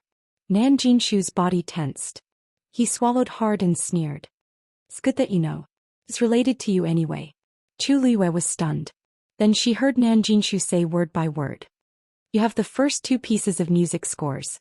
You're quite capable. Unfortunately, you won't get the last one no matter what." Chu Liu was shocked. Nan Jinshu knew where the 3rd piece of music score was. "Where's the 3rd one?" she asked coldly. Before Nan Jinshu could speak, the seal in his hand suddenly shone brightly. Chapter 23:12. A scarlet light flew out and enveloped Nan Jinshu. A terrifying pressure descended upon him, encircling his entire body and forming a barrier. Plang. A wave of energy repelled Chu Liyue's Star Darkness sword. Chu Liyue was shocked and quickly retreated. However, the Star Darkness sword couldn't completely avoid the attack. The sword trembled, almost numbing Chu Liyue's hand. Did the first divine emissary attack? Chu Liyue frowned. He suppressed the surging aura in his chest and looked at Nan Jinshu. Nan Jinshu was overjoyed. First divine emissary. The seal flew out of his hand and floated in the air. An endless amount of pressure and power spread out from it. Chu Liyue narrowed his eyes. The seal contained the first divine emissary's aura. No wonder Nan Jinshu was so confident. First divine emissary. Did you see that? The Shangguan Yu is extremely bold. Not only did she barge into the illusionary god sea, but she also turned this place upside down. She even forced me to tell her the whereabouts of the third zither score. Nan Jinshu was excited. He felt like he had found a savior and hurriedly told him everything that Chu Liyue had done. She's so bold and arrogant. She doesn't care about you at all. She doesn't respect the illusionary god palace at all. First divine emissary, you must punish her severely as a warning to others. Nan Jinshu couldn't be blamed for being so angry. After all, a sword was pressed against his neck just a moment ago. His life was hanging by a thread. Now that he finally had a chance to counterattack, he naturally wouldn't let it go. He wanted nothing more than to ask the first divine emissary to kill Chu Liyue personally. However, in the next moment, a cold and deep voice rang out from the talisman, causing Nan Jinshu to be stunned. Nan Jinshu, what did you say to her just now? Every word was cold and deep like an interrogation. His tone was filled with undisguised anger. Nan Jinshu was stunned. What did he say just now? No, he told Chu Liyue about the third score. His entire body was covered in cold sweat. First messenger. I didn't do it on purpose. Shangguan Yu has been forcing me. This matter was extremely confidential, which was why the first divine emissary was willing to meet him and gave him the qualifications to cultivate in the illusionary god sea. If it was any other day, Nan Jinshu wouldn't have mentioned it so casually. But just now, Chu Liyue's sword was on his neck. He was angry and scared. In a moment of impulse, he actually blurted it out. He didn't expect the first oracle to know about it. Chu Liyue narrowed his eyes when he heard the voice. This voice was very unfamiliar, but the tone, it was strangely familiar. He felt like he had heard it somewhere before. Nanjin Shuxing was afraid that he would be punished. He quickly shifted the blame to Chu Liyue. First divine emissary, if she hadn't forced me, I wouldn't have said these things. Furthermore, the first two pieces of music are indeed with her. She had broken so many taboos. Just this alone should be enough to punish her, right? However, the first divine emissary didn't seem to listen to Nan Jinshu. Both of you, leave the illusionary god sea immediately. From now on you are not allowed to come back. Nan Jinshu was stunned. First divine emissary, what do you mean? He didn't mind. He had made a mistake and should be punished. But, what about Chu Liyue? First divine emissary, she... Before he could finish his sentence, the first divine emissary's voice came from the talisman again. Nan Jinshu, do you have any objections? His voice was very soft, but it made Nan Jinshu shiver. He hurriedly said, I wouldn't dare. No matter how unhappy he was with this result, he knew that he couldn't show it. Wasn't going against the first divine emissary suicidal? No matter how much Nan Jinshu hated Chu Liyue and how much he wanted her to die here, he still had a brain. The first divine emissary clearly didn't intend to kill her. Other than chasing her out of the illusionary god sea, there wasn't any other punishment. Perhaps it was because he was afraid of the two scores. After all, the talisman had already recognized her as its master.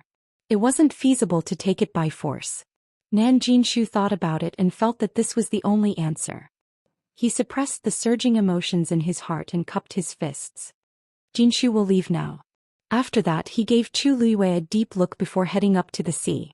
However, the talisman didn't leave with him. He just hung there quietly. It was only a few steps away from Chu Liyue.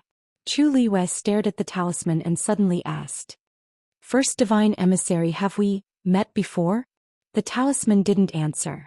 Several rays of red light swirled around, stirring up waves. Zoosh. The scattered stones finally returned to Chu Liyue. Chu Liyue had a thought and put them all back into her universe ring. Then the talisman quietly dissipated. It transformed into a crimson light that covered everything below. Chu Liuyue's eyes narrowed. This red light was exactly the same as the Red Moon Desert. She clenched her fists and finally turned to leave. Flush. The sound of water splashing attracted the attention of the people on the silver bridge. Countless pairs of eyes immediately gathered in that direction. They saw a figure rushing out of the water and heading in their direction. Nanjinshu. Why is he the one coming out? Isn't he supposed to cultivate in the illusionary god sea? It hasn't even been a day. Is it over? His expression doesn't look right. After Nanjinshu came out, he was shocked to see so many people gathered on the silver bridge. Those gazes made him extremely embarrassed. However, he couldn't go back now. He could only brace himself and go forward. Soon he arrived on the silver bridge as well. The moment his feet touched the ground, he didn't stop and immediately headed toward the heavenly gate above him. There was no expression on his face. He exuded a dangerous and cold aura that kept people at arm's length. Anyone with eyes could see that he was in an extremely bad mood at this moment. The people around him quieted down. However, not everyone was wary of him. For example, Mu Hongyu. She quickly arrived in front of Nanjinshu and stopped him. Nanjinshu, where's Lu Yu? Nanjinshu knew who she was talking about. His expression immediately turned ugly. What does it have to do with me? If you want to know, why don't you go and see for yourself? He hated Chu Liwe to the core. Even hearing her name made him grit his teeth. Mu Hongyu raised her chin. How troublesome. You're all in the illusionary god sea anyway. What's wrong with me asking? Everything had been fine earlier. However, for some reason she suddenly couldn't see what was going on below. She was worried. Of course, she had to ask Nanjinshu about it. Suddenly, she narrowed her eyes and asked curiously, why is there a sword wound on your neck? Chapter 23:13. It would have been better if Nanjinshu hadn't mentioned it. In fact, it was only a very shallow wound. The skin was slightly broken and a faint trace of blood seeped out. It would recover in 2 or 3 days. However, it constantly reminded Nanjinshu of the humiliation he had suffered in front of Chu Liwe. He raised his hand to touch his neck and snorted coldly. If you don't want any trouble, you'd better leave now. Otherwise, I can't guarantee that there won't be more injuries on your body. He was clearly threatening Nanjinshu. He couldn't defeat Chu Liwe, but it wouldn't be a problem for him to deal with Mu Hongyu, who was only a high god. However, Mu Hongyu didn't care at all. Mu Hongyu blinked when she saw the man's angry expression. Patriarch Nan, why are you so angry? Could it be that Lu Yu is the one who gave you this injury? Nanjinshu was even more furious. He waved his hand and formed a sharp blade with his divine power. It went straight for Mu Hongyu. The two of them were only a step away from each other. Even an honorable god of the same level might not be able to dodge his sudden attack in time, let alone a high god. Swish. The sharp blade pierced through Mu Hongyu's chest. The crowd exclaimed. However, the next moment they saw that Mu Hongyu had disappeared. That was clearly just her afterimage. Nanjinshu's heart had just been filled with joy when he saw this scene and was taken aback. Then a hand gently patted his shoulder from behind. Patriarch Nan, you're not strong enough. Nanjinshu's hair stood on end. He immediately turned around. Mu Hongyu was standing behind him with a smile. How did you? Before he could ask, Mu Hongyu threw a punch. It landed on Nanjinshu's face. Bang!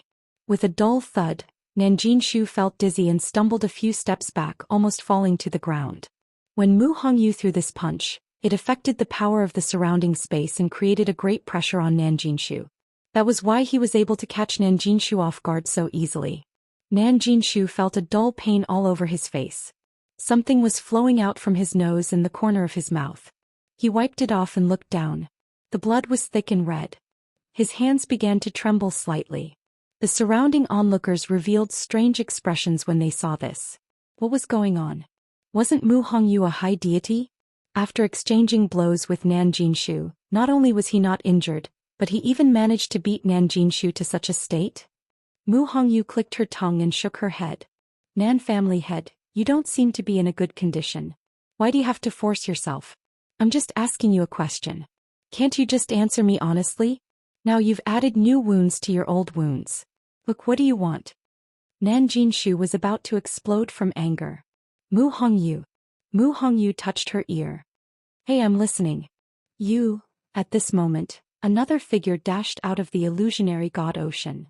Tangguan Yu is out. Someone in the crowd exclaimed. Mu Hongyu quickly turned around. When she saw that it was Chu Liwei, she heaved a sigh of relief and waved happily. Wu. Chu Liwei was also very fast. He arrived at the silver bridge in the blink of an eye. Mu Hongyu hurried forward and looked Chu Liwei up and down. Wu, are you all right? Just now, a mysterious and powerful force had suddenly appeared and blocked her perception, causing her to be quite worried.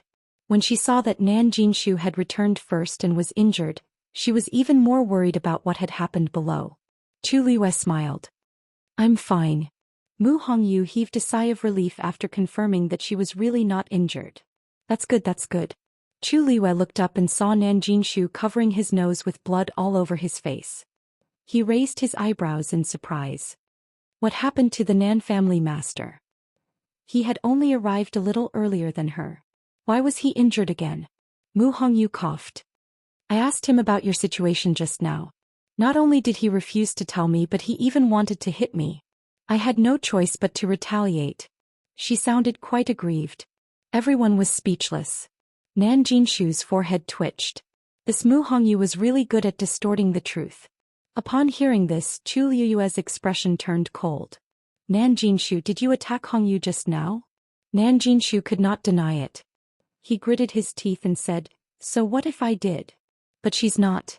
Before he could say the word injured, Chu Liwei quickly went forward and harshly kicked Nan Jinshu's chest. Nan Jinshu instinctively wanted to block it. However, he was not as fast as Chu Liwei. There was a flash of light. Chu Liwei kicked Nan Jinshu with his long legs and accurately hit him. Bam! Nan Jinshu did not even have time to set up a barrier before he was sent flying. Everyone hurriedly moved aside. Nan Jinshu fell onto the silver bridge with a loud thud. He spat out a mouthful of blood. His face was pale. When Chu Liwei attacked, she specially summoned her divine body. Hence, this attack almost took half of Nan Jinshu's life. Everyone retreated further when they saw that. Chu Liwei did not hold back. If they continued to fight, it would not be good for them to bleed. No one was worried about Nan Jinshu's condition. On one hand, most of the cultivators in the illusionary god palace were focused on cultivation. Most of them were not close to each other. On the other hand, Nan Jinshu had entered the illusionary god palace immediately after he arrived. He did not have much contact with them, let alone anything else. I didn't attack you just now because you're the first divine envoy. However, that doesn't mean I'm a pushover. Chu Liwei dusted his clothes and said mildly. Everyone was shocked when they heard that. The first divine envoy. What happened down there that involved the first divine envoy? Next time, before you attack, please consider whether you have the ability to do so. Otherwise, if you fail and get beaten up, where will you hide your face in the future? Nan Jinshu was so angry that he could not speak. He spat out a few more mouthfuls of blood. He was already weaker than Chu Liwei. Now that he was beaten up by Chu Liwei and Mu Hongyu, he was even more miserable. Many people looked at each other and secretly exchanged glances. Chu Liue's words were really interesting. Nan Jinshu had entered the illusionary god palace immediately, met the first divine envoy and obtained permission to cultivate in the illusionary god ocean. Everyone thought that the first divine envoy would take good care of him. However, why did Chu Liwei not seem to be worried about causing trouble for himself after beating up Nan Jinshu? Chapter 23:14. Chu Liwei then turned to Mu Hongyu. Hongyu, let's go back. Mu Hongyu immediately replied, okay. Then the two of them really went straight to the divine gate. Mu Hongyu even wrinkled her nose at Nan Jinshu when they walked past him. So that's all there is to a supreme god powerhouse. Although she was only a supreme god now, she had broken through to the initial realization realm. Her combat power was on par with a supreme god powerhouse. Nan Jinshu choked. His vision turned black and he almost fainted from anger. However, the two of them couldn't be bothered with him. They went straight to the divine gate and stepped through it. Their figures quickly disappeared behind the flickering barrier, leaving behind a group of dumbfounded people standing in the same place. They really went back? Just like that? Speaking of which, Shangguanyu stayed in the illusionary god ocean for a few hours. How did she come out unscathed? That's not all. He even beat Nan Jinshu up. The first messenger is in charge of the illusionary god ocean. Logically speaking, he should know what happened here, right? Why didn't he punish Shang Guanyu? The weird thing is, I thought Nan Jinshu really had the first messenger as his backer. But it seems like that's not the case. If the first messenger really had the intention to support Nan Jinshu, this wouldn't have happened. All sorts of discussions entered Nan Jinshu's ears, making him very frustrated. Of course, he wanted to know why this was happening. Even if he couldn't kill her for the zither score, there were many ways to punish her. But none. Chu Liyue was so presumptuous and had done so many outrageous things in the illusionary god ocean. The first messenger didn't punish her other than ordering her to stay away from the illusionary god ocean. Nan Jinshu couldn't figure it out. That person wasn't easy to talk to. Otherwise, the other messengers wouldn't be so afraid of him. But this time, it was really strange. Nan Jinshu forced himself to stand up. No matter what, he couldn't stay here any longer. He had to return to the illusionary god palace as soon as possible. Chu Liyue and Mu Hongyu crossed the barrier and headed towards their residence. Mu Hongyu looked back and asked curiously, "What's the matter? Liu, did you really leave that wound on Nan Jinshu's neck? You guys actually started fighting under the illusionary god sea?" Chu Liyue pondered for a moment, then said, "Not really. It was just an exchange of pointers, but they didn't fight. To be precise, she had single-handedly attacked Nan Jinshu. Unfortunately, the first oracle had arrived too quickly and did not have time to ask about the whereabouts of the third score. After that, it would probably be difficult for him to ask again. Fortunately, this trip wasn't completely fruitless." Mu Hongyu nodded in understanding. "That's right. Originally, I was watching the illusionary god see very well. In the end, I don't know why, but it suddenly stopped. It was as if something was blocking it." Chu Liyue smiled. "Since the first divine envoy has made his move, it will naturally be difficult for you to investigate." Mu Hongyu's almond-shaped eyes widened. Did the first divine envoy really go? Why didn't I see him? He didn't come in person. The seal that Nan Jinshu brought over contained a trace of the first divine envoy's aura. He came out when he sensed what Nan Jinshu and I were doing. I knew that the power was very strong. Mu Hongyu finally figured out this problem and understood a lot more. "I've long heard that the first divine envoy is very powerful. It seems like it's true. He only sealed a trace of his aura in the seal, and it was already so powerful that it could easily cover the entire illusionary god sea. It was hard to imagine how powerful he was. That's why I wanted to meet him. Unfortunately, this kind of opportunity is hard to come by." Chu Liyue was not only amazed by the first oracle's power, but she also wanted to know something. She wanted to know if she had any history with the first oracle. At first, she didn't take it to heart, but later that familiar feeling lingered in her heart. The strangest thing was that after Nan Jinshu left, she asked if they had met before, but the first oracle didn't answer. He didn't admit it, but he didn't deny it either. Of course, it was also possible that he didn't care to answer Chu Liyue's question. But for some reason, Chu Liyue didn't think that was very likely. She raised her head and looked into the distance at the towering illusory god palace. She would go in eventually. Nan Jinshu returned to the illusionary god palace in a fluster. He had just returned to his residence when he saw someone waiting for him at the door. He was shocked. "The eighth divine envoy? Why are you here?" Xu Jing smiled. "I'm here to wait for you." As she spoke, she glanced at Nan Jinshu, but she was not surprised at all. In fact, she had already known about what had happened outside 15 minutes ago. Nan Jinshu was instantly embarrassed and lowered her head subconsciously as she was being scrutinized by her. "I wonder why the eighth divine envoy has suddenly come here?" Xu Jing didn't answer his question.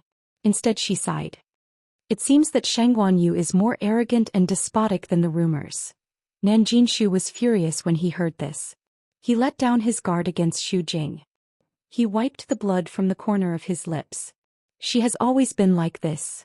Master Nan, didn't you take the first oracle's seal to the illusionary god ocean? Why did Shang Guanyu bully you like this?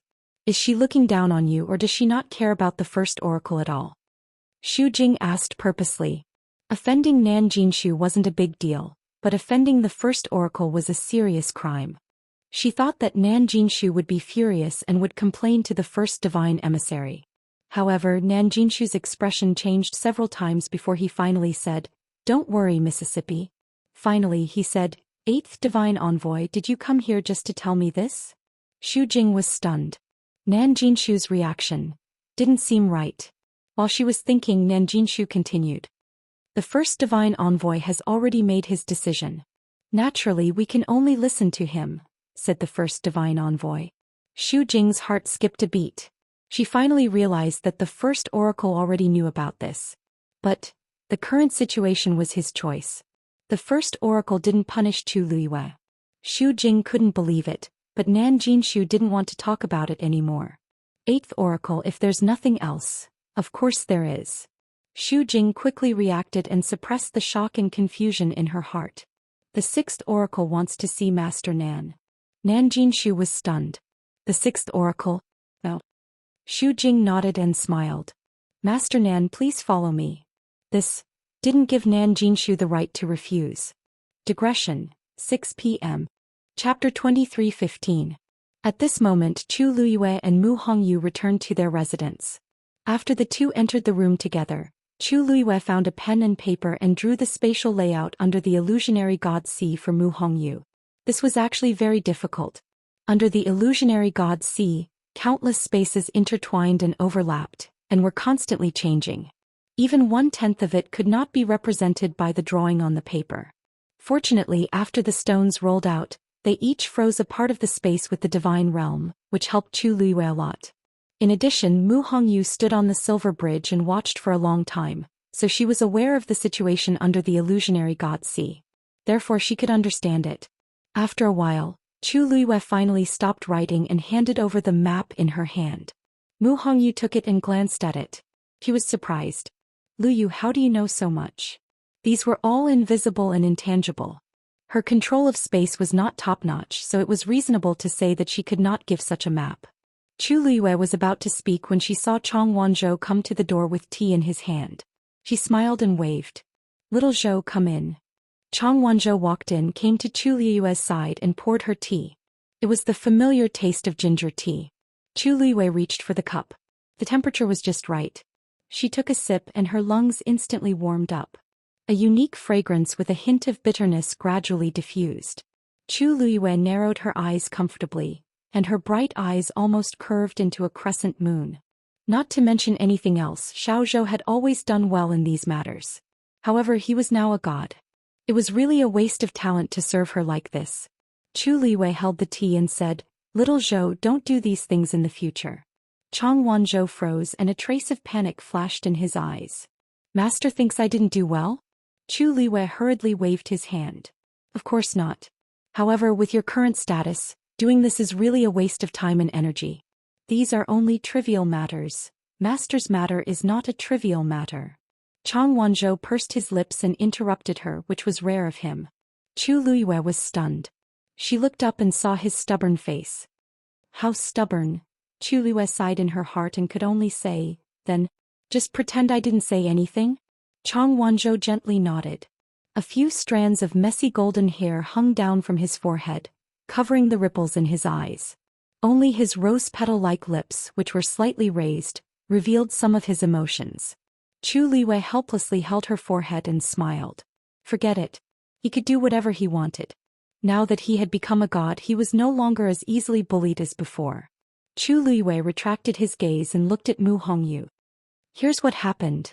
Then he told Mu Hongyu everything that had happened in the illusory god sea. Mu Hongyu was shocked and couldn't come back to her senses for a long time. So your stones can suppress the space turbulence in the illusory god sea? Chu Liyue shook his head. Strictly speaking, it's not suppression. At most it's just temporary. After all, those are the divine realms of the great gods and their power is limited. She could feel that there was an extremely shocking power in the illusory god sea. It was not something she could resist at the moment. But at that time this power had not erupted. Mu Hongyu was stunned for a while. Suddenly she remembered something and asked in a low voice. What if it's the gravestone of the great gods? She knew the origin of the pile of stones. Chu Liyue had gone to the Godslayer mound and obtained them from the tombs of the great gods. According to Chu Liyue, there were not only tombs of the great gods, but also of the great gods. Hearing her say this, Chu Liyue was also dazed. I really didn't think about it before. When she went to the Godslayer mound, her strength was limited, so she only stayed in the tombs of the great gods for a while. As for the area of the great gods, she really didn't go there. Normally, the gravestone of the great gods should contain more power, but no one can guarantee that the situation there will be the same as the great gods' tombs. Chu Luiyue murmured. Back then, these stones had taken the initiative to follow her, but who could be sure that the same thing would happen a second time? The great gods were much more powerful than the great gods. Mu Hongyu wrinkled her nose. If she could really bring back the gravestone of the great gods, then it wouldn't be a problem for Chu Luiyue to deal with the Mirage God Ocean. Chu Luiyue tapped her hand on the armrest and fell into deep thought. Mu Hongyu's words made sense. After all, she didn't expect these stones to choose to follow her. Maybe she should find some time to go to the Godslayer mound again? Once she succeeded, her battle prowess would rise to the extreme. Chu Luiyue was tempted. The palace of the Mirage God. Nan Jinshu followed Xu Jing to the residence of the sixth oracle. As soon as he entered the courtyard, Nan Jinshu smelled a faint, bitter medicinal fragrance. He felt a little strange. The sixth oracle didn't seem to be a celestial physician. Why would there be a medicinal smell here? Xu Jing turned to look at him and said, "The sixth oracle came back recently. The sixth divine emissary has just returned from outside and is currently recuperating. You just have to answer whatever he asks later." Nan Jinshu immediately said, "Yes." Only then did Xu Jing step forward and knock on the door. "Sixth oracle, Patriarch Nan is here." A moment later, a hoarse voice came from inside. "Come in." Xu Jing gestured at Nan Jinshu with his chin. Nan Jinshu was startled and pointed at himself. "I'll go in alone? Won't the eighth oracle come with me?" Xu Jing smiled. "The sixth oracle wants to talk to Patriarch Nan in private. I won't disturb you."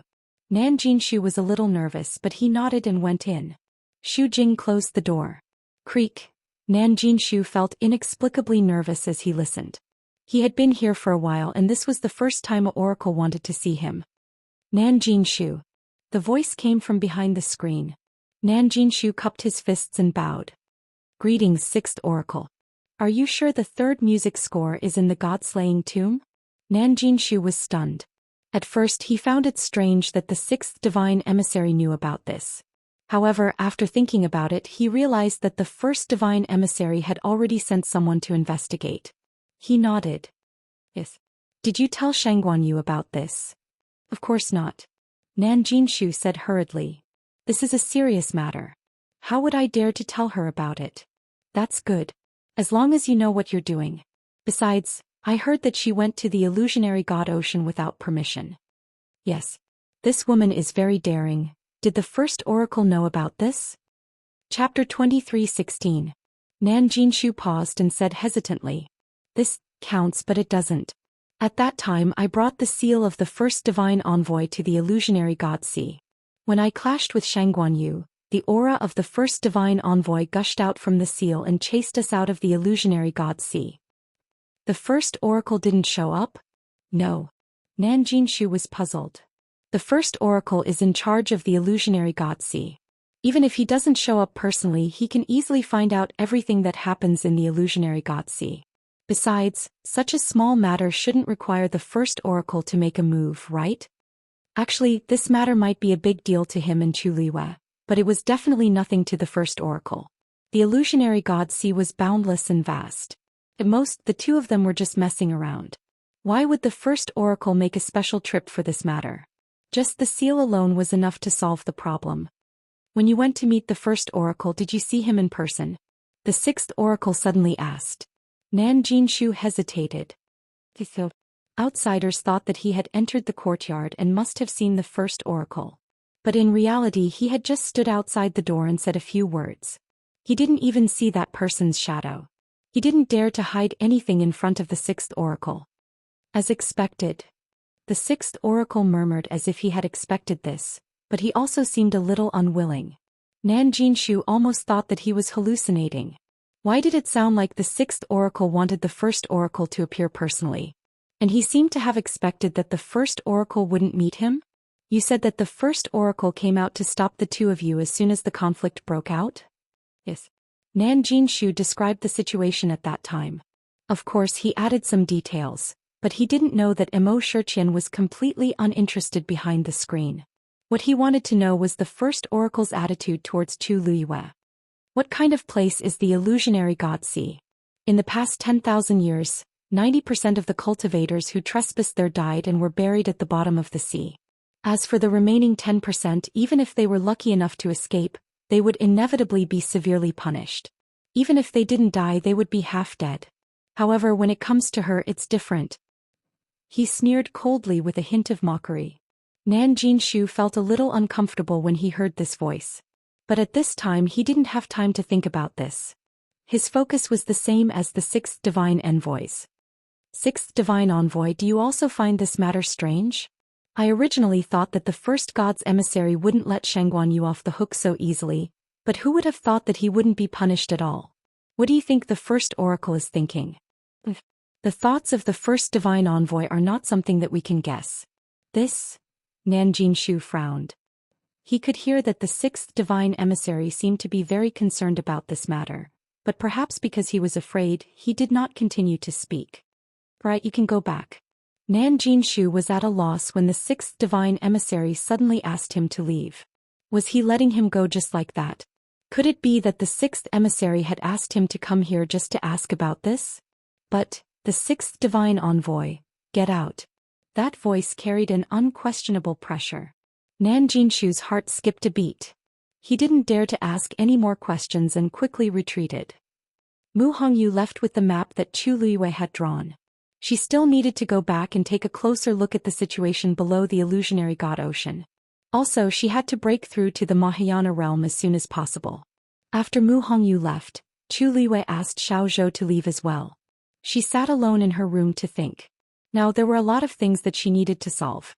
She hadn't finished her star path yet. This was the fastest and most suitable way for her to enter the illusionary god palace openly.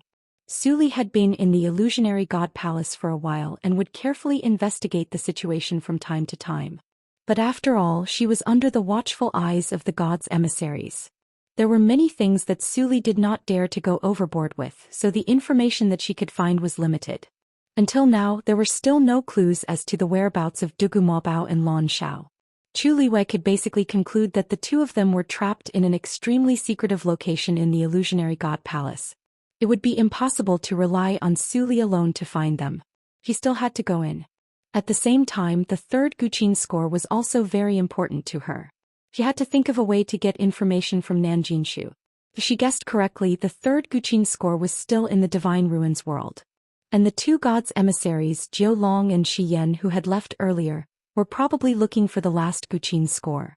Unfortunately, the two of them had already disappeared without a trace, leaving no clues behind.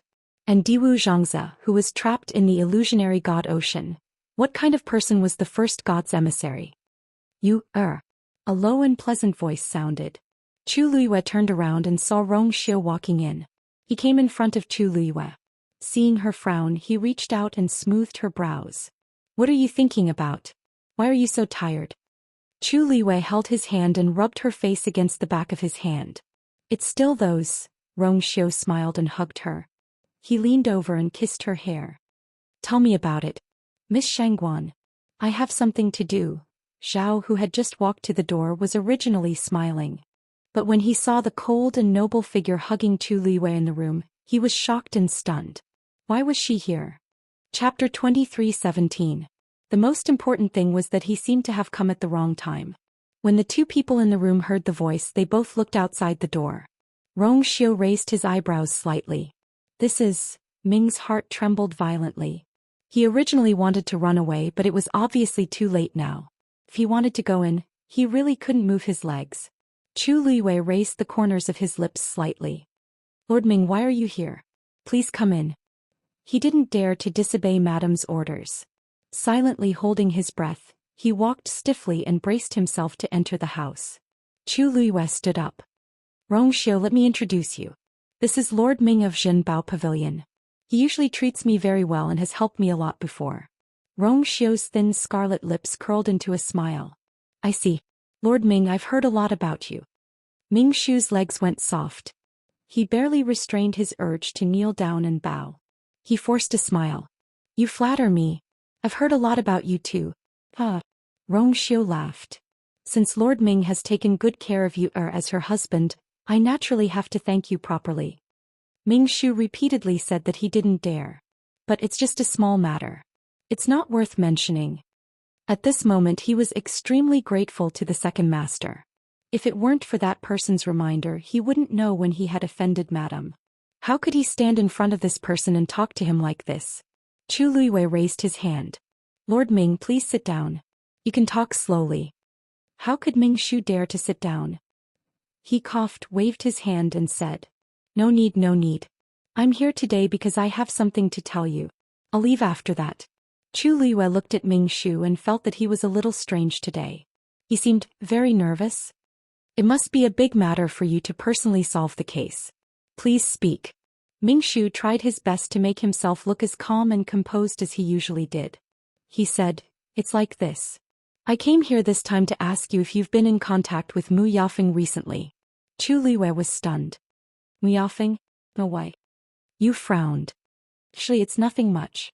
It's just that Mu Yafeng has continued to walk the star path since yesterday. Furthermore, in a short span of one day he had broken through 3 great Grandmaster Xian formations.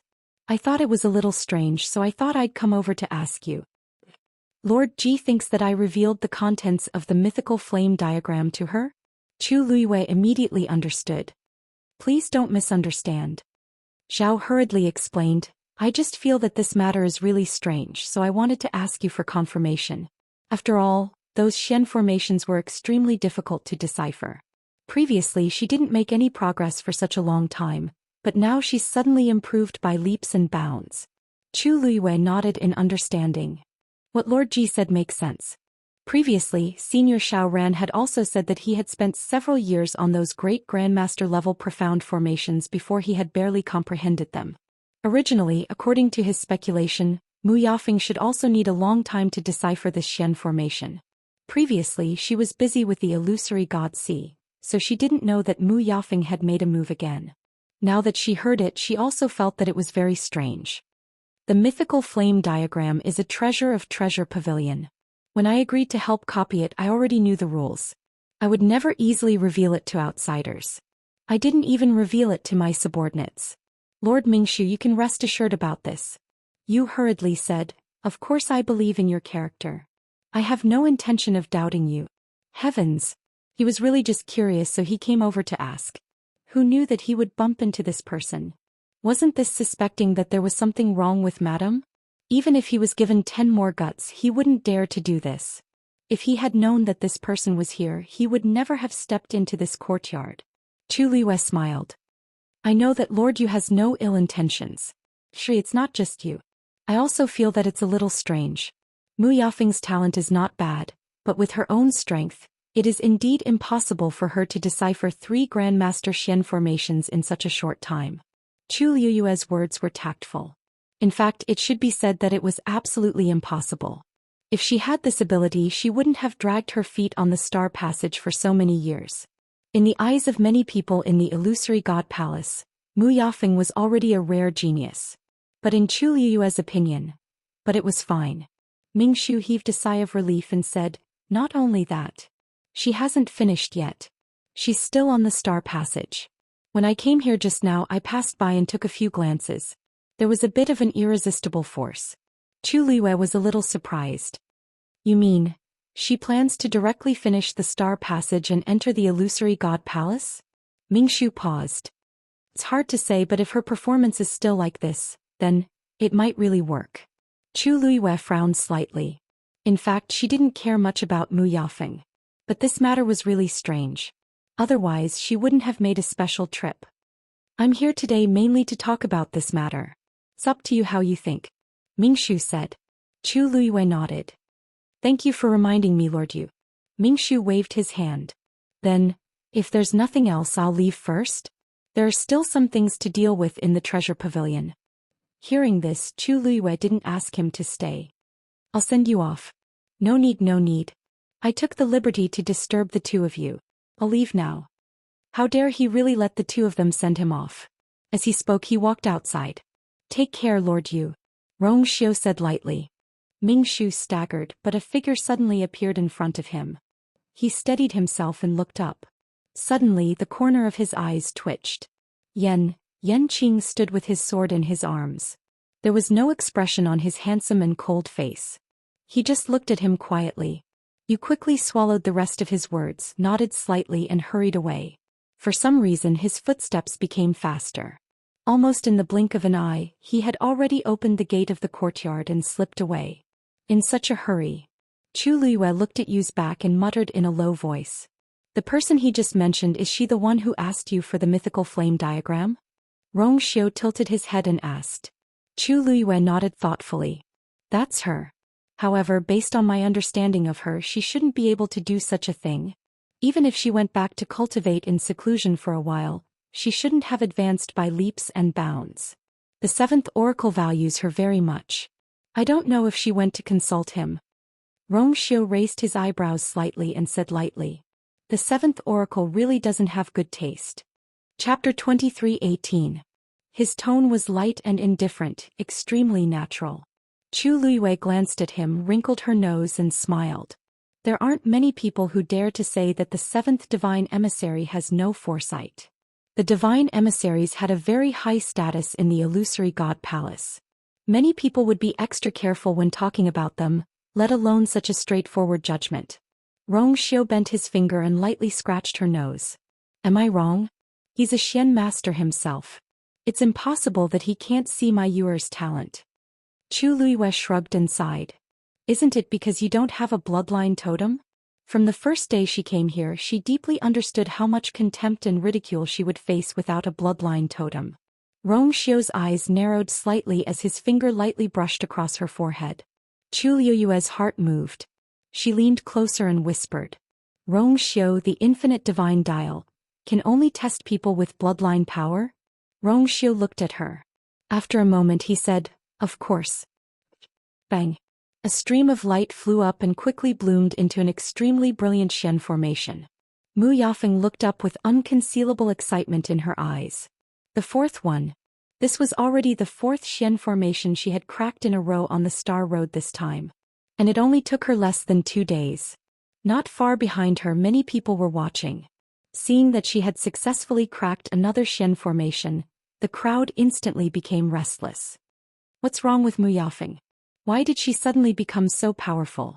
The further she goes, the more complicated the Xian formation is.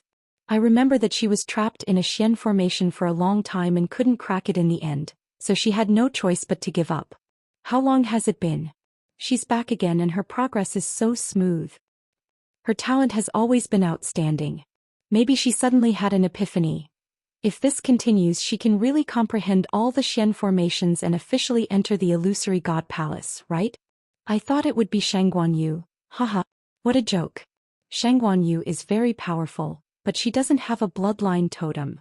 It won't be her turn, right? That's true. But other than that, she's really powerful. Didn't you guys hear that she went to the illusory god ocean and came back safe and sound? He even beat Nanjing. If she didn't have the confidence, would she dare to do that? Mu Yafeng was in a good mood when she heard the envy and admiration of the people in front of her. However, the name that appeared later caused her eyes to turn cold. It was just because he had some talent that he dared to act so recklessly. I heard she was because she made demands of herself is the second divine emissary of God to the illusory god. She is really arrogant. The second oracle could tolerate her once or twice, but it was hard to say what would happen if she did it too many times. Mu Yafeng shook her head, dispelled the messy thoughts in her mind and continued forward. This time, no matter what, she had to complete the star path and enter the illusory god palace. In the courtyard, Rong Xiu and Chu Luiyue sat facing each other. A translucent chessboard floated between them. On it, the two chess pieces were fighting fiercely. Chu Luiyue stared at the chessboard and rubbed her chin. Ever since she read the mythical flame diagram and officially broke through to the great grandmaster realm, her Xian formation cultivation had improved greatly. But after fighting with Rong Xiu, she felt a deep sense of defeat. Now, no matter where she went, there was no way to reverse the situation. She was at the mercy of others. Master, there. Go there. An anxious voice came from behind her.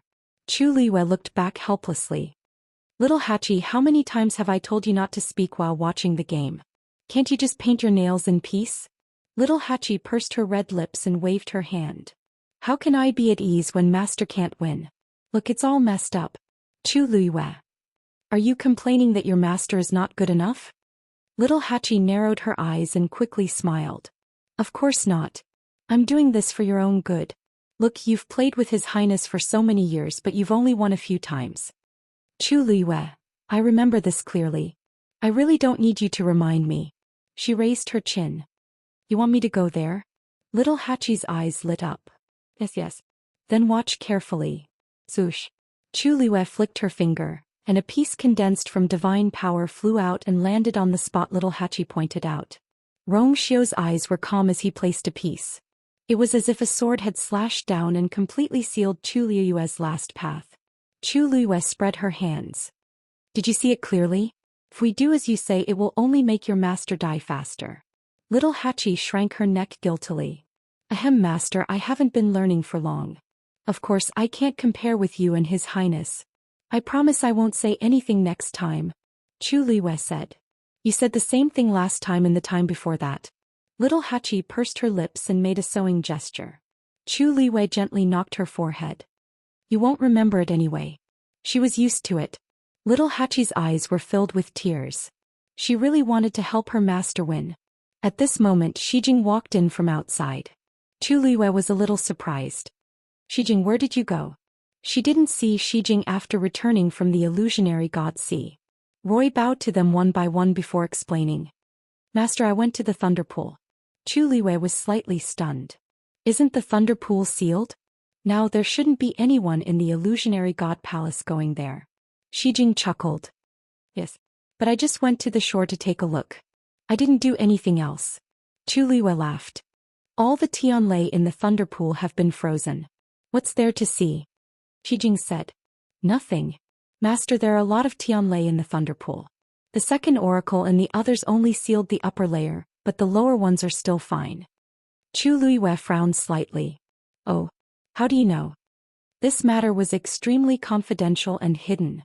Ordinary people definitely wouldn't be able to guess. Shijing paused. Just guessed. The Tianlei power below is still wandering around. If you stand close and take a closer look you can see it. Chu Luiyue looked at him meaningfully. Shijing. Sigh. You. Chu Luiyue was about to speak when Sun Yi suddenly pushed open the door and came out. Master. Seeing that his expression was different from before, Chu Luiyue knew that something must have happened, so she immediately asked, What's wrong? Sun Yi came to her. Qi Han sent a message saying that they met Jiu Long and Shi Yan in the god-slaying tomb. What? Chu Luiyue was shocked and stood up. Because she was too shocked, she didn't notice that Sun Yi didn't call the two oracles but directly called them by their names. Chapter 23:19. God-slaying tomb. What are they doing there? Chu Luiyue had thought of many places, but she had never thought of the god-slaying tomb. A thought suddenly flashed through her mind. Could it be that the last Guqin score was in the god-slaying tomb? But that couldn't be right. Back then she had finally gotten the second Guqin score from Senior Ajing in the god-slaying tomb. If the third one was there, how could he not know? Her brows were tightly knitted together. Rongxiu asked, Did you just get the news? Sun Yi nodded. He could contact everyone in the 13U. After getting the news he immediately came to Chu Luiyue. Of course he knew how important the last Guqin score was to Chu Luiyue. Chu Luiyue pondered for a moment and suddenly thought of a question. Why is Qi Han in the god-slaying tomb? You just said them. Who else is with him? Sun Yi said, and Old Six. Seems that they went there to help Old Six break through. But they didn't expect to run into those two. Chu Luiyue froze. Qi Han and the others haven't seen Jiu Long and Old Six. How would they know who they are? Sun Yi explained. They haven't seen those two but they know that you're in the Illusion God Palace and know a thing or two about this place. Besides, those two are above the god level. Even if they don't know who they are once they use their strength, it's hard to imagine. That's true. This made sense. Rongxiu's eyes fell on Chu Luiyue. What's your plan, you? Chu Luiyue was silent for a long time before she finally took a deep breath. To the god-slaying tomb. To go to the god-slaying tomb they had to leave the heavenly gate. Not to mention Jinyun Lai, even Chu Luiyue felt that this trip was too troublesome. but they still had to go. For the sake of convenience, this time Chu Luiyue and Rong Xiu went together and no one else was brought. When the two of them arrived at the gate of heaven, there was no one there. In fact, most of the time this place was empty. Who would come to the heavenly gates to play? Wasn't that just looking for trouble for himself? Last time it was because of Nan Jinshu's incident that caused such a huge commotion. However, now that Nan Jinshu had returned to the palace of the illusory god and was staying there obediently, there was no need to mention the others. Looking at the barrier in front of him, Chu Luiyue didn't hesitate. He raised his hand and pressed it. Buzz, a ripple spread out. Chu Luiyue turned around and looked at Rong Xiu. The seventh divine envoy is in charge of the gate of heaven. If there is any movement here, he will immediately rush over. You didn't see him last time, so you can meet him this time. Rong Xiu smiled. Sure. The palace of the illusory god. Jin Yunlai sensed the familiar aura at the gate of heaven. His forehead twitched violently and with a crack, he broke the brush in his hand. It's her again. This Chu Luiyue, is there no end to it? Last time he said he was going to invite the weapon refining saint. Last time he said he was going to see Nan Jinshu. What is it this time? Jin Yunlai didn't want to pay attention to him, but the gate of heaven was constantly moving. Chu Luiyue was determined to go out. After a while, Jin Yunlai finally couldn't help but stand up. However, before he could walk out, a voice suddenly came from afar. Jin Yunlai. Jin Yunlai was shocked when he heard the voice. The first divine envoy? Then an illusory figure gradually appeared in front of him. However, the figure was shrouded in a layer of faint light, making it difficult to see his facial features. He could only barely make out a silhouette. Even so, Jin Yunlai recognized at a glance that it was indeed the first divine envoy. He took a quick glance and immediately looked away. He bowed his head and said respectfully, "Greetings, first divine envoy. May I know why the first divine envoy is here today?" Due to nervousness, Jin Yunlai's body was a little stiff. Ever since the first divine envoy went into seclusion, he had never stepped out of the courtyard. Although he did not appear with his true body and was only a strand of his aura, this was the first time he had done so. "Don't you know why I'm here?" The voice was low and indifferent, but it carried an invisible pressure. Jin Yunlai's chest tightened. He frowned and quickly searched his mind. Recently, he didn't seem to have done anything. Why did the first divine envoy sound like he was scolding him? Please enlighten me, first divine envoy. Buzz. There was movement at the gate of heaven again. Jin Yunlai subconsciously turned his head to look. The first divine envoy had already made his move. Whoosh. A red stream of light flew out quickly and went straight to the gate of heaven. Jin Yunlai was shocked. The first divine envoy made his move personally. The Xian formations on the star passage can only be comprehended by oneself. Otherwise it will be regarded as cheating. Then Mu Yafeng, what's going on? Do you want me to continue asking? Jin Yunlai's heart sank. The crimson streak of light flashed through the air at high speed. It arrived at the gate of heaven in the blink of an eye. Chu Luiyue heard the movement and looked up. He felt a little strange. This is the first divine envoy's aura? Noticing this, a look of shock flashed across her eyes. Then the red stream of light landed on the barrier. The enchantment quietly opened. Chu Luiyue was stunned. After waiting for a while, Jin Yunlai didn't arrive. Instead, the first divine envoy made his move. What does he mean by this? Chu Luiyue couldn't figure it out for a moment. Warning? Reprimand? Rong Xiu smiled faintly. Maybe the seventh divine envoy is busy. Digression. Very good. Someone in the comment section guessed part of the truth. 6 o'clock. Chapter 23:20. When Jin Yunlai did not show up, Chu Luiyue did not pay much attention to it. However, when the first god emissary suddenly made a move, she was very surprised. Could it be that he finally decided to come out of seclusion? But something like opening the gate of heaven, it seemed that no matter what, it was not his turn to do it. Rong Xiu held her hand. There's no time to lose. Chu Luiyue retracted her gaze and gently nodded. The two figures quickly disappeared outside the gate of heaven. After a while, the barrier reassembled and was very calm. Chu Luiyue's departure did not attract the attention of the people in the illusory god palace. On one hand, many people's attention was on Mu Yafeng. On the other hand, the movement in the gate of heaven was too small. From the beginning to the end, only a short period of time had passed. Only the divine envoys who were guarding the various locations raised their heads in astonishment when they sensed this fluctuation. This is... The first god emissary made a move. More importantly, he seemed to be at Jin Yunlai's residence.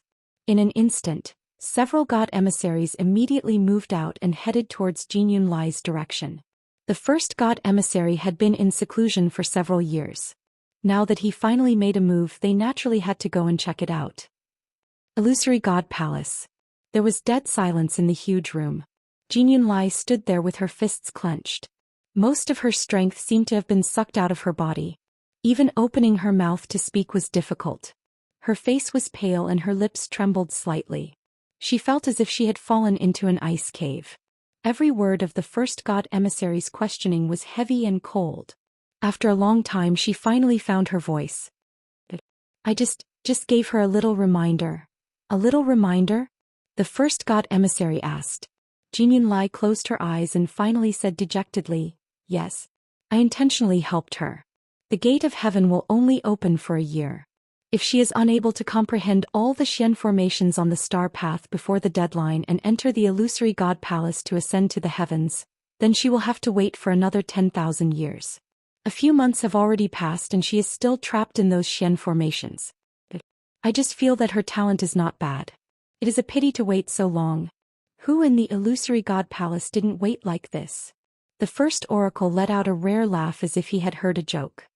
Xiaoran has already been stuck in the last few profound formations for 30,000 years, but I don't see you helping him. Jin Yunlai could hear the dissatisfaction in the first oracle's words. But Xiaoran was Xiaoran after all, and Mu Yafeng was different. First divine envoy, ever since I took control of the star path, no one has successfully walked through the star path and entered the illusory shrine. This period of time was truly too long. Many mystic cultivators had already lost their confidence and fewer people were even trying. If this continues, that's because they don't have the qualifications to enter the illusory god palace. Back then, didn't you successfully complete the star path and even become the 7th divine envoy? Jin Yunlai looked troubled. But back then it was because Jin Yunlai felt a chill in her heart when she sensed a cold gaze on her. She immediately swallowed the rest of her words. After a long while he said, This is Yunlai's fault. Yunlai will accept any punishment given by the first oracle. But there are some things that I have to say. Mu Yafeng is the most talented mystic cultivator in the illusory god palace in the past 10,000 years. If even she can't do it, then there's no need to talk about the others. If I have to choose to help someone ascend to the heavens and become a god, I will still choose her. You also understand the situation of the profound formations on the star path. The further you go, the more difficult it is. If you don't have enough talent and strength, even if someone gives you pointers, it's still useless. I admit that I helped Mu Yafeng, but she was able to succeed because of her own reasons. Besides, strictly speaking, I did give her some pointers, which may not even be as detailed as the annotations on the mythical flame diagram. If Shangguan you can read the mythical flame diagram, why can't Mu Yafeng? In the beginning he actually didn't have this idea. On one hand, it was because he thought highly of Mu Yafeng and always felt that these problems weren't difficult for her. On the other hand, he didn't have such plans before. But as time passed, the development of the situation gradually deviated from his expectations. On Mu Yafeng's side, she was unable to crack the profound formation and was trapped in one place for a long time without any intention of continuing. On the other hand, Chu Luiyue continuously advanced with the help of the mythical flame diagram and successfully stepped into the area of the Grandmaster's profound formation. If this continued, Chu Luiyue might really surpass Mu Yafeng. That wasn't the result that Jin Yunlai wanted to see. Because she didn't have a bloodline totem, Jin Yunlai was biased against Chu Luiyue from the beginning and always felt that she would leave the illusory god palace soon. Who knew that not only did she not leave, but she also caused a lot of trouble and became the focus of the illusory god palace. If she really took the lead, not only would Mu Yafeng be unhappy, but Jin Yunlai would also feel like she was slapped in the face. Even if Chu Luiyue couldn't ascend to the heavens and become a god, as long as she performed better than Mu Yafeng, it was inevitable that everyone would talk about her. And Jin Yunlai, who was in charge of the star path, would naturally be implicated. What would happen in the end? Everyone would see that Mu Yafeng, who he had always thought highly of, was actually not that outstanding at all. Instead, it was Chu Liyue who had been despised and ridiculed from the beginning, who easily crushed her in all aspects. Thinking of this scene, Jin Yunlai felt that it was hard to accept. So when Mu Yafeng came to beg him, he thought about it again and agreed. And her performance did not disappoint him. He thought that everything would go smoothly, but who knew that this matter would alarm the first divine emissary? The first divine emissary listened quietly for a long time before asking, "Are you done?" Jin Yunlai let out a long breath. "I'm done. It seems that you still think that you did nothing wrong." The first divine emissary's voice was faint with a trace of indifference. "Jin Yunlai, I always thought that you were very smart, but now it seems that you are ridiculously stupid. Until now, can't you see that Zhen Bao Pavilion took the initiative to give the mythical flame diagram to Shangguanyu?" Jin Yunlai was shocked and suddenly looked up. "What? Zhen Bao Pavilion giving it to Shangguanyu and you helping Mu Yafeng don't seem to be the same nature, right?" Chapter 23-21. Jin Yunlai stood there in a daze for a long time. His mind was in a mess and his whole body was in a mess. Zhen Bao Pavilion took the initiative to give it to her? Didn't this mean that? He suddenly thought of something and sucked in a breath of cold air. A look of horror flashed across his eyes. First Oracle, only now did he realize what he had done wrong. Now he had no time to think about why Zhen Bao Pavilion did this. He only knew that this time if he was not careful he would lose himself. "I'll go and take back the Xian formation diagrams that I gave to Mu Yafeng." The first oracle suddenly asked. "You gave her the method to break all the Xian formations?" Jin Yunlai swallowed his saliva with difficulty, but his throat was still tight. In the eyes of the first oracle, this reaction naturally meant that he admitted it. "That's right. Since you've made up your mind to help, of course you have to help until the end." The first oracle's voice was emotionless. This made Jin Yunlai even more flustered. "Just as well. Open your eyes wide and take a good look. See if Mu Yafeng can ascend to the heavens and become a god with your help." Jin Yunlai felt suffocated and uncomfortable. He wanted to defend himself but he couldn't say a word. Knock knock. Suddenly there was a knock on the door. "First oracle, are you there?" This was Xu Jing's voice. She did not go to Herb Mountain today, so when she heard the commotion she hurried over. He was the first to arrive. Jin Yunlai was about to speak when he saw the phantom in front of him suddenly disappear. He wanted to ask her to stay but she had already disappeared. It was just the aura of the first oracle. He could come and go as he pleased. He took a deep breath and rubbed his face hard. After being the seventh oracle for so many years he had always been cautious. This time he was impulsive and went easy on Mu Yafeng. He did not expect that he would be caught red-handed by the first oracle. Although the first oracle did not give him any substantial punishment, this made him even more nervous. He really could not understand what that person was thinking. Was he planning to come out of seclusion? If that was the case, there was nothing wrong with it. But the crux of the matter was, with so many things happening in the illusory god palace recently, why did that person target him? Helping Mu Yafeng cheat was neither a big deal nor a small matter. No matter what, it couldn't be more important than the lightning pond and Fengming Mountain, right? First oracle? Xu Jing waited for a while, but he still didn't hear any movement inside, so he shouted again. Creak. The door was opened. Jin Yunlai appeared behind the door. When Xu Jing saw him he subconsciously looked inside. "The first oracle has already left," Jin Yunlai said coldly. "That person really came?" Xu Jing looked shocked. "He's willing to come out of seclusion? That's not right. Why is he looking for you the moment he comes out?" Jin Yunlai didn't want to talk too much with her, so she just said perfunctorily, "The first divine emissary did not come personally. He only sent a wisp of his aura to ask me some questions." Xu Jing's expression softened a little, but he still felt quite surprised. What's the matter that actually alarmed the first oracle?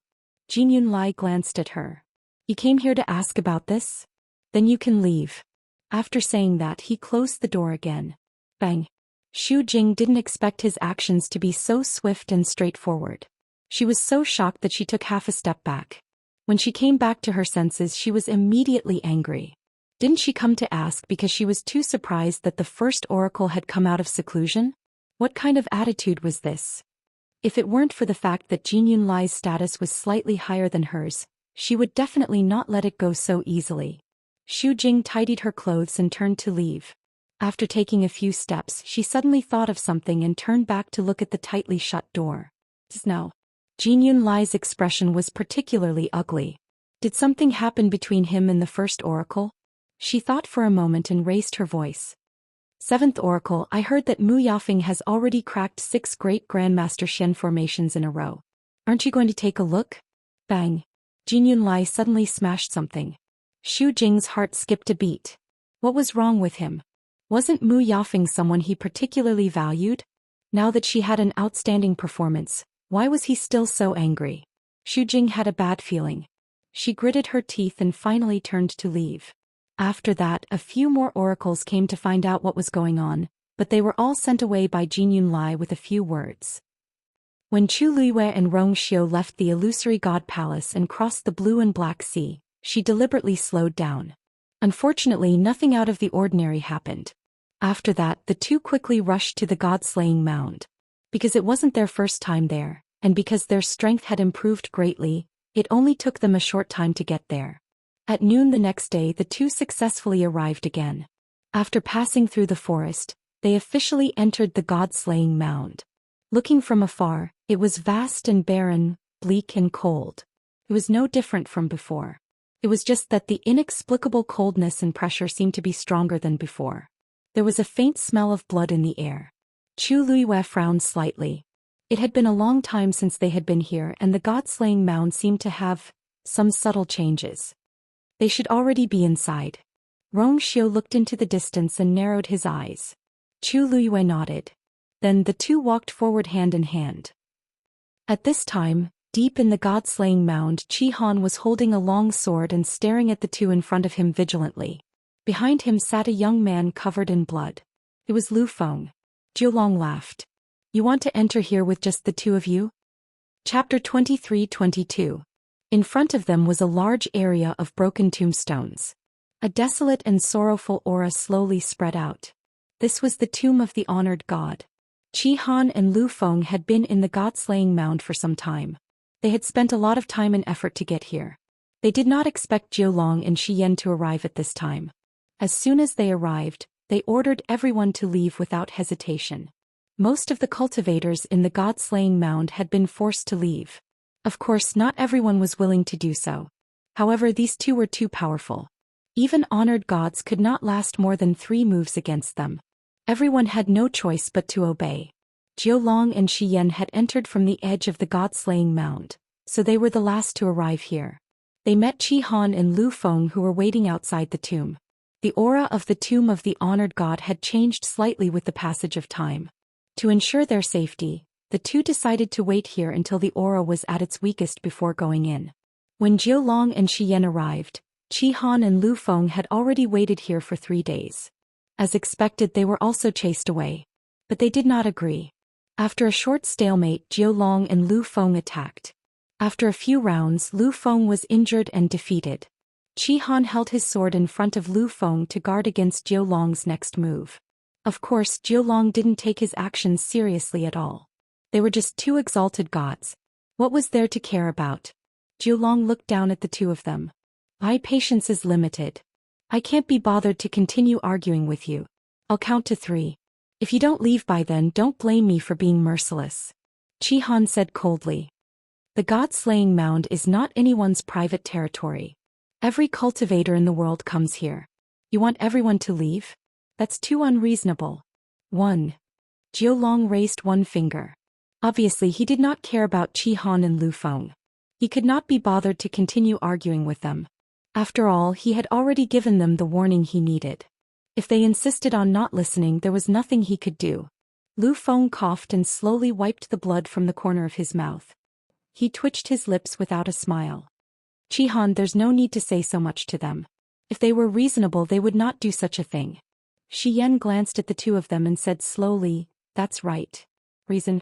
Don't you know that in this world strength is the only thing that matters? 2. Jiulong raised her eyebrows. These 2 people were really not afraid of death.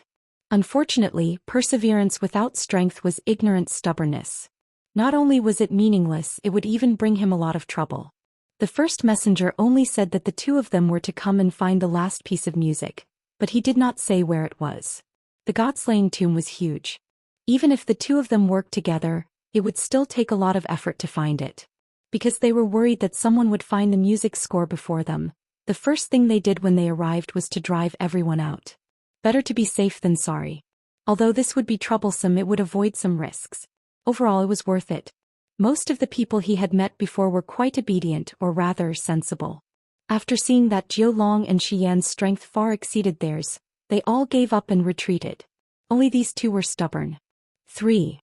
Zhou Long shouted the last count, shook his head and raised his hand.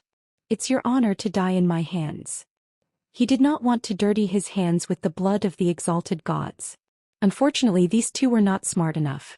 Vigorous divine power quickly gathered in Zhou Long's palm and transformed into a long sword. The long sword was bright and sharp, and it was covered with a thin layer of frost. Under the sunlight, it shone with a cold light. Then he raised the sword and slashed down. The sword fell silently, but wherever it passed, space was quickly cut open and then collapsed. Large swathes of black spatial cracks appeared, and violent energy surged out from them. Qi Han gripped his sword even tighter. Just as he was about to attack, he realized that he could not move at all. The powerful aura suddenly descended and he could not retaliate at all. Zhou Long's sword fell from the sky and was about to kill Qi Han and Lu Feng. A bloody wound suddenly appeared between Qi Han's eyebrows. That was an extremely sharp sword energy and it easily broke through his defense. Zhou Long's eyes were indifferent. Die. That sword flew toward Qi Han at an even faster speed. However, right at this moment, a sharp sound of air being torn apart suddenly came from afar. Zoosh. Then a bright golden and greenish-black sword light flew from the sky, piercing through the clouds and wind. Clang swish. That sword light and Zhou Long's long sword collided, and then quickly flew up and slashed across. In an instant, sparks flew everywhere. Zhou Long's sword was sent flying just like that. Seeing this, Zhou Long was shocked and immediately raised his hand to call back his sword. The sword landed in his palm and was still trembling violently. Could be seen how powerful that blow was. He frowned and looked over. That was an extremely sharp long sword. Half golden, half greenish-black, neatly and perfectly blended together, and the glow was bright and heavy. This was, just as Zhou Long and Xian were shocked, Qi Han and Lu Feng had already sensed the extremely familiar aura on that sword. The two of them quickly looked at each other and saw the excitement in each other's eyes. Zhou Long turned his head and looked in the direction where the sword came from. He shouted in a deep voice, "Who is it?" A clear and pleasant voice drifted over with the wind. "Ninth Divine Envoy, if you want to kill my people, you should at least ask for my permission first, right?" Zhou Long was stunned at first, then he realized that this voice was very familiar. A name suddenly appeared in his mind. Sheng Guanyu. Just as he finished speaking, a woman in a red dress appeared in a flash. Her figure was slim and graceful and her beauty was unparalleled. Her black hair flew in the wind and the hem of her dress danced.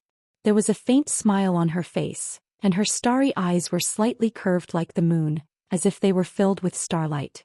Zhou Long's face darkened. "It's really you." Qi Han and Lu Feng could no longer suppress their emotions and shouted in unison. "Master!" Chu Luiwei came in front of the duo and sized them up. She only relaxed when she saw that their injuries weren't particularly serious.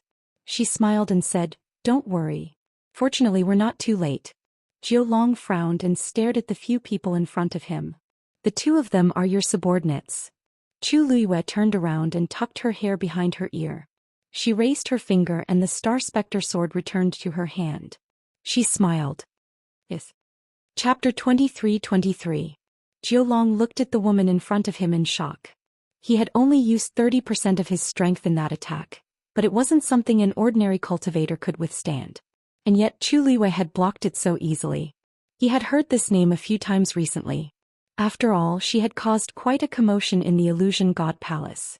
But it wasn't until today that Zhou Long realized that her strength was indeed far beyond that of an ordinary god. "You came out of the Heaven Gate?" Zhou Long asked. Chu Liwei smiled and nodded. "It's not the first time I've come out." "Ninth Divine Envoy, why are you so surprised?" Zhou Long choked. He just felt that it was too ridiculous. Most of the cultivators in the Illusion God Palace would never step out of the Heaven Gate, let alone come to the world of divine ruins. And those who came from the world of divine ruins were proud to be able to enter the illusion god palace. They didn't want to leave. There were very few people like Chu Luiyue who kept going in and out of the house. Her frequency was even higher than that of the divine envoys. Wasn't the seventh divine envoy in charge of guarding the heaven gate? Why did they let her come out again and again? More importantly, she didn't have a bloodline totem. Wasn't that even more ridiculous? Jiulong stared at her vigilantly. What are you doing here?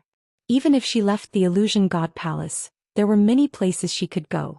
Why did she choose the god-slaying tomb?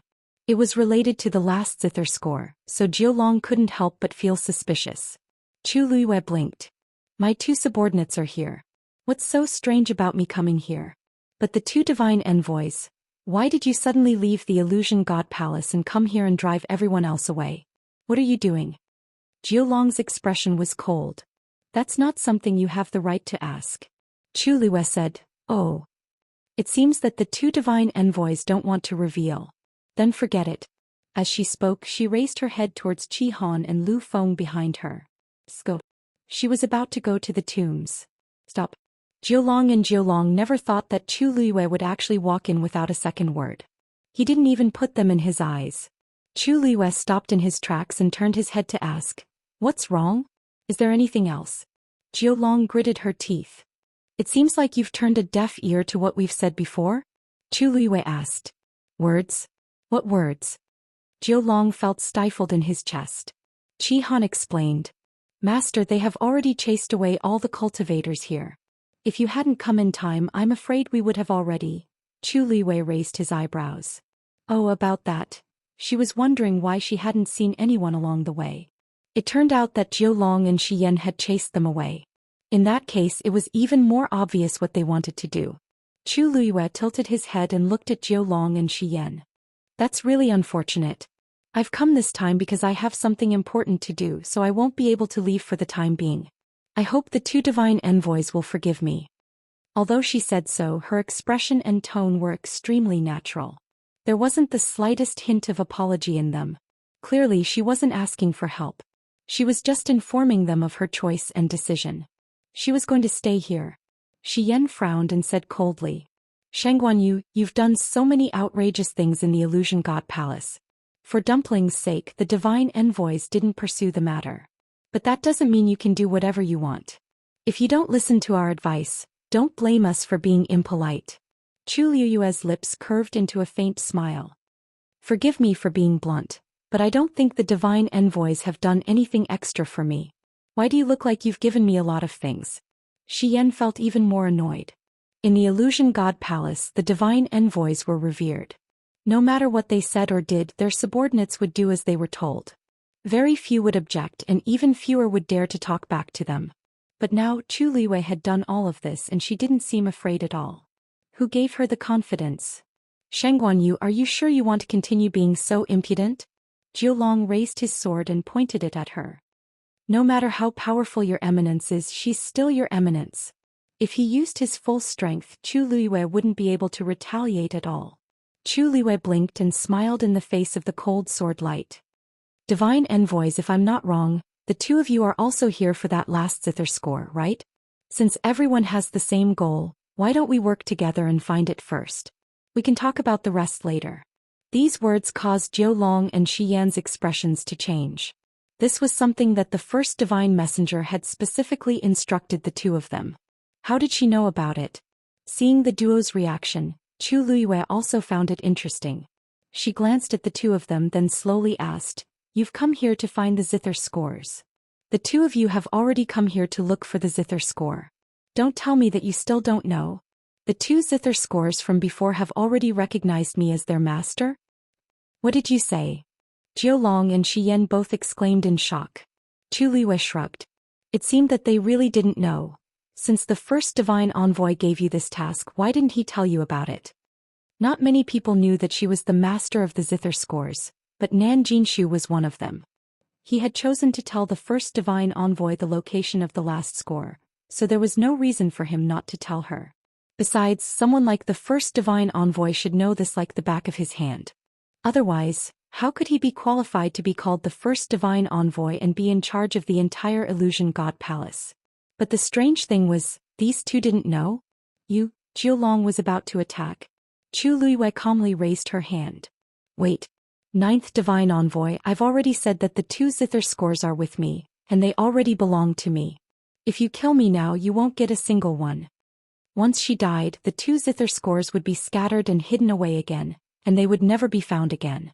Unless there was something wrong with their heads, Jiu Long and Xian would never touch her. This was also why Chu Luiyue dared to be so frank. Since she couldn't hide it, she might as well be frank. You dare threaten us? Jiu Long gritted her teeth. Chu Luiyue sighed helplessly. I've already made it so obvious, but you two only realized it now? He had always been a straightforward person. If she wanted to threaten someone, she would do it openly and openly. The first two zither scores were with her. If they had the ability, they would have to fight for it. She wasn't afraid of death, but she didn't know if the Illusion God Palace would be afraid of getting nothing in the end. Chapter 23-24. Jiu Long and Xian never expected that Chu Luiyue would do such a thing. She directly admitted that the two zither scores were with her and used them as leverage to threaten them so that they wouldn't dare to kill her. She was so direct that she didn't even give them any time to react. The most hateful thing was that after thinking about it carefully, they realized that Chu Luiyue wasn't so arrogant for no reason. After knowing this, even though they hated her to the core, they didn't dare to do anything to her. Since you're looking for the zither scores and I'm also looking for one, isn't it just right for us to work together? Chu Luiyue asked with a smile. Jiu Long was fuming with anger. What do you mean by just right? Shangguanyu, do you really think we're fools? The zither scores had already recognized her as the master, so even if they found the remaining one, it would most likely end up in her hands. In this aspect she had an absolute natural advantage. Even if they worked together and found the zither scores, it would just be a wedding dress for her. Right now they couldn't wait to guard against her, so why would they work together with her? Chu Luiyue looked regretful and spread her hands. It seems that the two of you aren't willing. Since that's the case, then, let's mind our own business and rely on our own abilities. How about it? This zither score belongs to whoever finds it first. Jiu Long and Xian looked at each other. Of course, they didn't want to agree to Chu Luiyue's suggestion. She was the master of the zither scores, so she had an advantage over them. But if they didn't agree, looking at her posture, it seemed like she was going to continue to cause trouble. And they couldn't do anything to her. After a long while, Xian gave Jiu Long a look, then looked at Chu Luiyue. Since you insist, it's not that we can't agree. But we also have a condition. Divine Envoy, please speak. Whether or not we can find the zither scores will depend on our own abilities. However, the person who brings the zither scores back to the Illusion God Palace will be the real winner. At that time, no matter what the result is, the other side can't continue to fight for it. Chu Luiyue's red lips curved slightly. I knew these two people wouldn't be easy to convince. So this was what they were planning. One had to know that there was a considerable distance between here and the Illusory God Palace. Who could predict what would happen in the middle? Even if she found it first, they could snatch it from her halfway and forcefully take it for themselves. In this way he would be able to achieve his goal. Chu Luiyue was a god, while Qi Han and Lu Feng who stood behind him were both high gods. Jiu Long and Xian, on the other hand, were both at a level higher than her eminence. Wasn't this clearly bullying? Once they made a move, Chu Luiyue's side would not be able to compete with them even if they tried their best. This was clearly a robbery. However, after Chu Luiyue thought about it seriously for a while, he nodded happily and agreed. Sure. Chu Luiyue's reply was too sudden. Even Jiu Long and the other two were momentarily stunned. However, one thing needs to be clear. Does returning to the Illusory God Palace refer to passing through the gate of heaven or something else? If you insist that it only counts after entering the Illusory God Palace, then wouldn't I have lost from the start? Chu Luiyue shrugged. Naturally, it counts after passing through the gate of heaven. Xian added. Although he didn't know why Chu Luiyue agreed, this condition was clearly beneficial to them. It would be a waste not to use it. It would be best if the two of them could directly find the last zither score. If Chu Luiyue was one step ahead of them, they could just snatch it back. As long as they didn't harm her life, everything else was still under their control. Jiu Long's mood finally calmed down. Since we've discussed it then, rumble. A loud sound suddenly came from afar. Jiu Long and Xian immediately turned to look. This sound came from the depths of the tomb. Someone had already entered. The two looked at each other. Jiulong immediately realized something and looked at Chu Luiyue angrily. You secretly brought someone here? Chu Luiyue smiled and her eyes curved into crescents. I didn't say that I came here alone. You. Jiulong was so angry that her teeth were itching. She had said so much just to stall for time. Xian frowned. Forget it, now is not the time to argue with her. Let's go in and see what's going on. This commotion came so suddenly that it was definitely not something an ordinary cultivator could do. Something must have happened in the tombs of Her Eminence. Perhaps it has something to do with the last zither score. Jiulong glared at Chu Luiyue. Shengguanyu, it's too early for you to be happy. The one who has the last laugh is the winner. Chu Luiyue couldn't be bothered with the two of them. She turned to Qi Han and Lu Feng. Let's go. As soon as she finished speaking, she tapped the ground with the tip of her foot, and her slender figure quickly disappeared from the spot. She went straight into the depths of the tomb. Qi Han and Lu Feng followed closely behind her. Fortunately, the two of them weren't seriously injured. Moreover, Chu Luiyue and Jiulong had been fighting for a while, so they had rested enough and quickly followed. Jiulong cursed under her breath and followed Xian. Jiulong and Xian's cultivation level was higher than Chu Luiyue's after all. In just a few breaths' time they had overtaken them. The two of them didn't stop and went straight in the direction of the voice. After about 15 minutes they saw a figure in the distance. It was a young man. At this moment his back was facing them. His clothes were whiter than snow and he was tall and straight. He had one hand behind his back. The space in front of him was already beginning to distort and collapse, and it was constantly devouring the energy around him. Even though it was only a back view, that cold and noble aura was still not concealed in the slightest. Jiulong frowned. Is this the person who came with Shangguanyu? Why does it look like something is wrong? He couldn't tell what was wrong, but there was an inexplicable sense of uneasiness in his heart. However, he quickly threw this feeling to the back of his mind. Who are you? How dare you team up with Shangguanyu and deceive the two of us? Jiulong asked in a low voice. Hearing her voice, the man turned around. His handsome and devilish face seemed to be covered with a thin layer of frost. His phoenix eyes were deep and unparalleled. Jiulong, Xian, you're getting bolder. Digression. I want to eat barbecue. I'm going to be a fan. 6:00 p.m. Chapter 23-25. This question instantly caused Jiulong and Xian to be shocked on the spot. Emperor. The two of them were shocked. Their previous arrogance immediately disappeared and was replaced by deep respect. Why are you here? Jiulong's face turned pale. What did he say to the emperor just now? No wonder he felt that something was wrong when he saw this figure. This aura.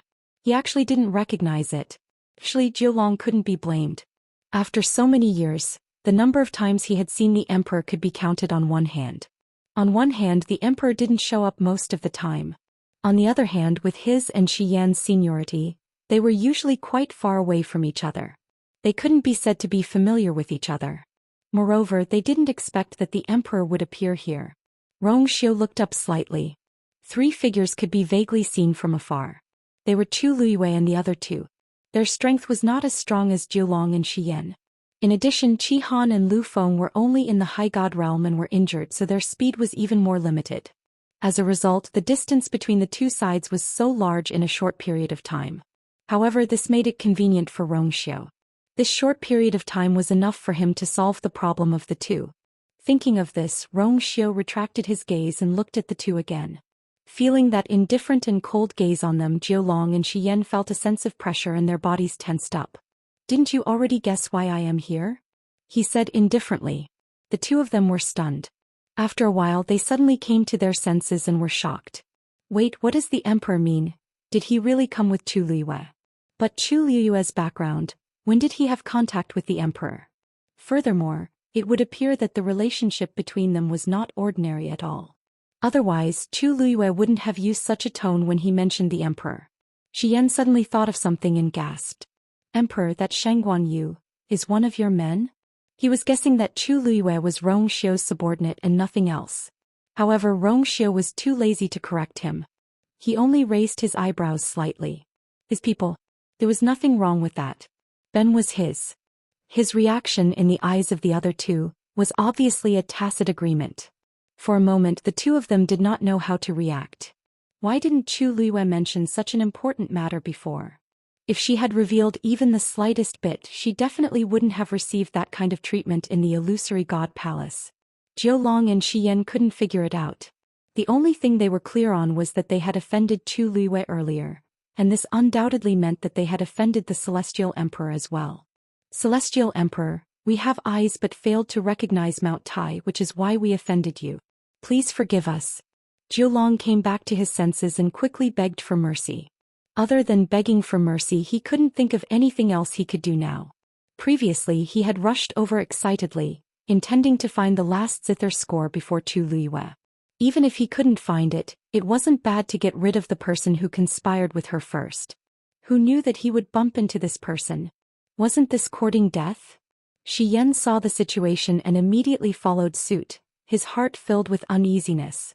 Although they had only seen the Celestial Emperor a few times, they were very clear about the Celestial Emperor's temperament.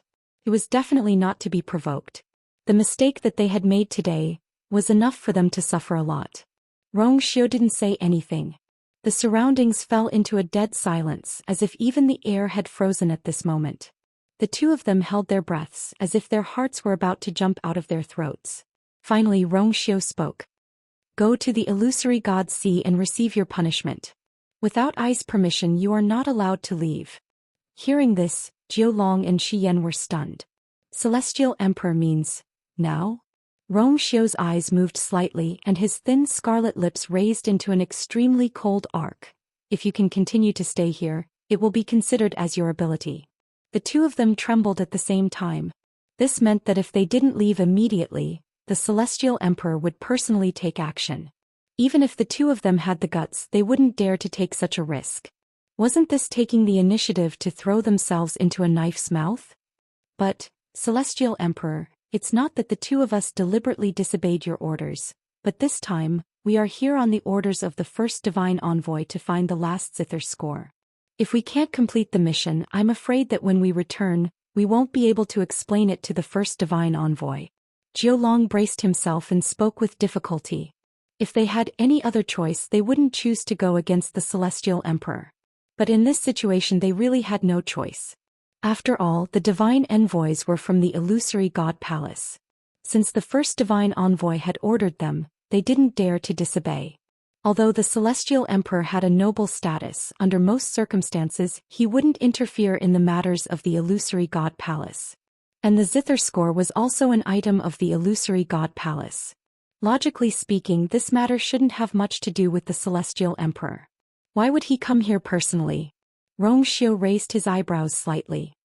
What Ai's orders can't even compare to the words of the first divine envoy. We don't dare. Zhou Long and Xian's souls almost flew out of their bodies as they hurriedly denied. Not to mention them, even the master of the illusory god palace had to respectfully greet the Celestial Emperor when he saw him. How could they dare to say that? After weighing the pros and cons, the two of them struggled for a while before finally nodding with difficulty. We obey the Celestial Emperor's orders. But the last zither score, Xiu narrowed his eyes. The zither score came from the illusory god palace, so it should return in the end. Hearing this, Zhou Long and Xian only thought that he agreed to return the last zither score to the illusory god palace after finding it. No matter what, they would be able to answer to the first divine envoy when they returned. Then, the two of us will take our leave. After saying that, seeing that Xiu's expression was normal, the two of them bowed respectfully and then hurriedly turned and left. Their speed was even faster than when they came. They were afraid that if they were a step late they would lose their lives here. After a while the two figures quickly disappeared into the distance. At this moment Chu Luiyue and the other two finally arrived. Seeing that only Xiu was here, Chu Luiyue was stunned. Where are the two divine envoys? Chapter 23-26. Xiu turned around. Who? Chu Luiyue said, the 9th and 10th divine messengers. The two of them just came here. Didn't you see them? Xiu shook his head. I've been here the whole time. I didn't see anyone coming. Chu Luiyue frowned. How could she not see them? Although the two divine messengers had put some distance between her and Seven Childu Wind, she was sure that they were coming this way. She looked left and right. The surroundings were barren and desolate. There were no signs of anyone coming here. Suddenly she focused her gaze and looked at the collapsing void not far behind Rong Xiu. This is... Rong Xiu followed her gaze and explained. The loud noise just now came from here. The last time we came here something similar happened but it was different. Chu Luiyue nodded slightly. She had noticed this as well. The last time she and Rong Xiu fell into a space that suddenly collapsed and they brought the rocks back. This time, the energy and pressure here were much stronger than in the tombs of the high gods. Although the void was constantly swallowing energy, twisting and collapsing, it was not completely overturned yet. From this one could see how powerful the power of space here was. At a glance, a transparent vortex had formed in the void. Kept spinning and expanding. The surrounding energy of heaven and earth kept surging into it, gradually turning it into a black hole. Could not be seen or touched. Only the vast pressure was getting heavier and heavier, indicating the danger within. It was still rising. A faintly discernible summoning force came from the vortex.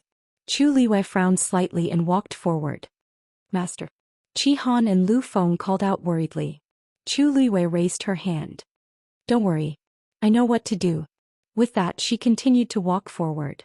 At this moment, a piece of gravel the size of a palm suddenly rolled over from the side. It only stopped when it touched the tip of her foot. Chu Luiyue looked down. Obviously this stone came from one of the tombstones. And it was the tomb of the high god. She bent down and picked up the stone. Suddenly she heard a faint buzzing sound in front of her that could not be ignored. Buzz. She looked up in surprise, only to see that the vortex not far in front of her had suddenly stopped spinning. But this situation only lasted for a moment. The next moment, everything returned to normal. It didn't seem any different from before. However, Chu Luiyue's eyes widened in shock. Because there seemed to be an invisible connection between her and the vortex. This feeling was very strange. From this moment on she could vaguely feel the changes in energy of the vortex. She was stunned for a moment, then suddenly she looked at the stone in her hand. It was just a shattered, weathered and ordinary-looking rock. There were traces of erosion on it. If it was on the ground no one would take a second look at it. However, this was a tombstone that belonged to a high god. At this moment the void to her right twisted and collapsed, then quickly formed a vortex. Another stone rolled to her feet. Chu Luiyue sucked in a breath of cold air. An absurd and daring idea surfaced in her mind. It can't be, she muttered softly. Then she bent down and picked up the second stone. Almost at the same time the second vortex stopped spinning. Chu Luiyue's hand slowly clenched. Then the vortex spun again and it established that invisible connection with Chu Luiyue. Chu Luiyue was shocked. As expected. The stones here were similar to the ones she had obtained in the high god's tombstones, but in fact they were very different. Each of them actually controlled a space. It might be an exaggeration to say that they controlled it, but it was basically the same.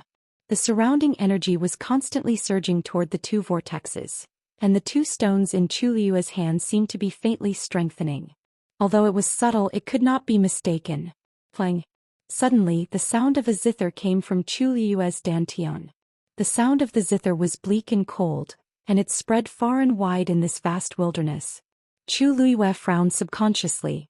She did not do anything just now, so why did the sound of the zither suddenly appear? Suddenly, a cry of surprise came from the wind. The void over there is also starting to collapse. And there. Chu Luiyue followed his gaze. Not far behind them, 3 more vortexes quickly appeared. The vast space seemed to be divided into countless small areas and they all started to collapse. In just a few minutes, Chu Luiyue and the others were already surrounded by several void vortexes. A few stones rolled over and stopped at Chu Luiyue's feet. Her heart raced and the blood in her body seemed to be boiling. Her guess seemed to be correct. These stones, these tombstones of her eminence, these heroic souls that had been buried for tens of thousands of years, seemed to be awakening. Her eminence was naturally different from a high god. A high god's combat strength was in the god domain, but her eminence had completely divided this world and controlled the endless power of space. Buzz, buzz, buzz. Void vortexes appeared around them one after another. More and more stones came to Chu Luiyue's side, as if they were responding to her summons. Plang, plang. Chu Luiyue's glabella was boiling hot. Chapter 23-27. She touched the area between her eyebrows. It was as if there was a burning flame burning there. Her heart was beating rapidly and the blood in her body was surging. This was her totem. Chu Luiyue had known about the existence of this thing for a long time, but it had only appeared a few times when she was in a life-or-death situation. Hence, she had not been able to pay much attention to it. But now this totem had suddenly appeared again. It was so clear. The surrounding energy of heaven and earth started to gather towards her quickly. Her aura also started to rise rapidly. Buzz buzz. Chu Luiyue looked up.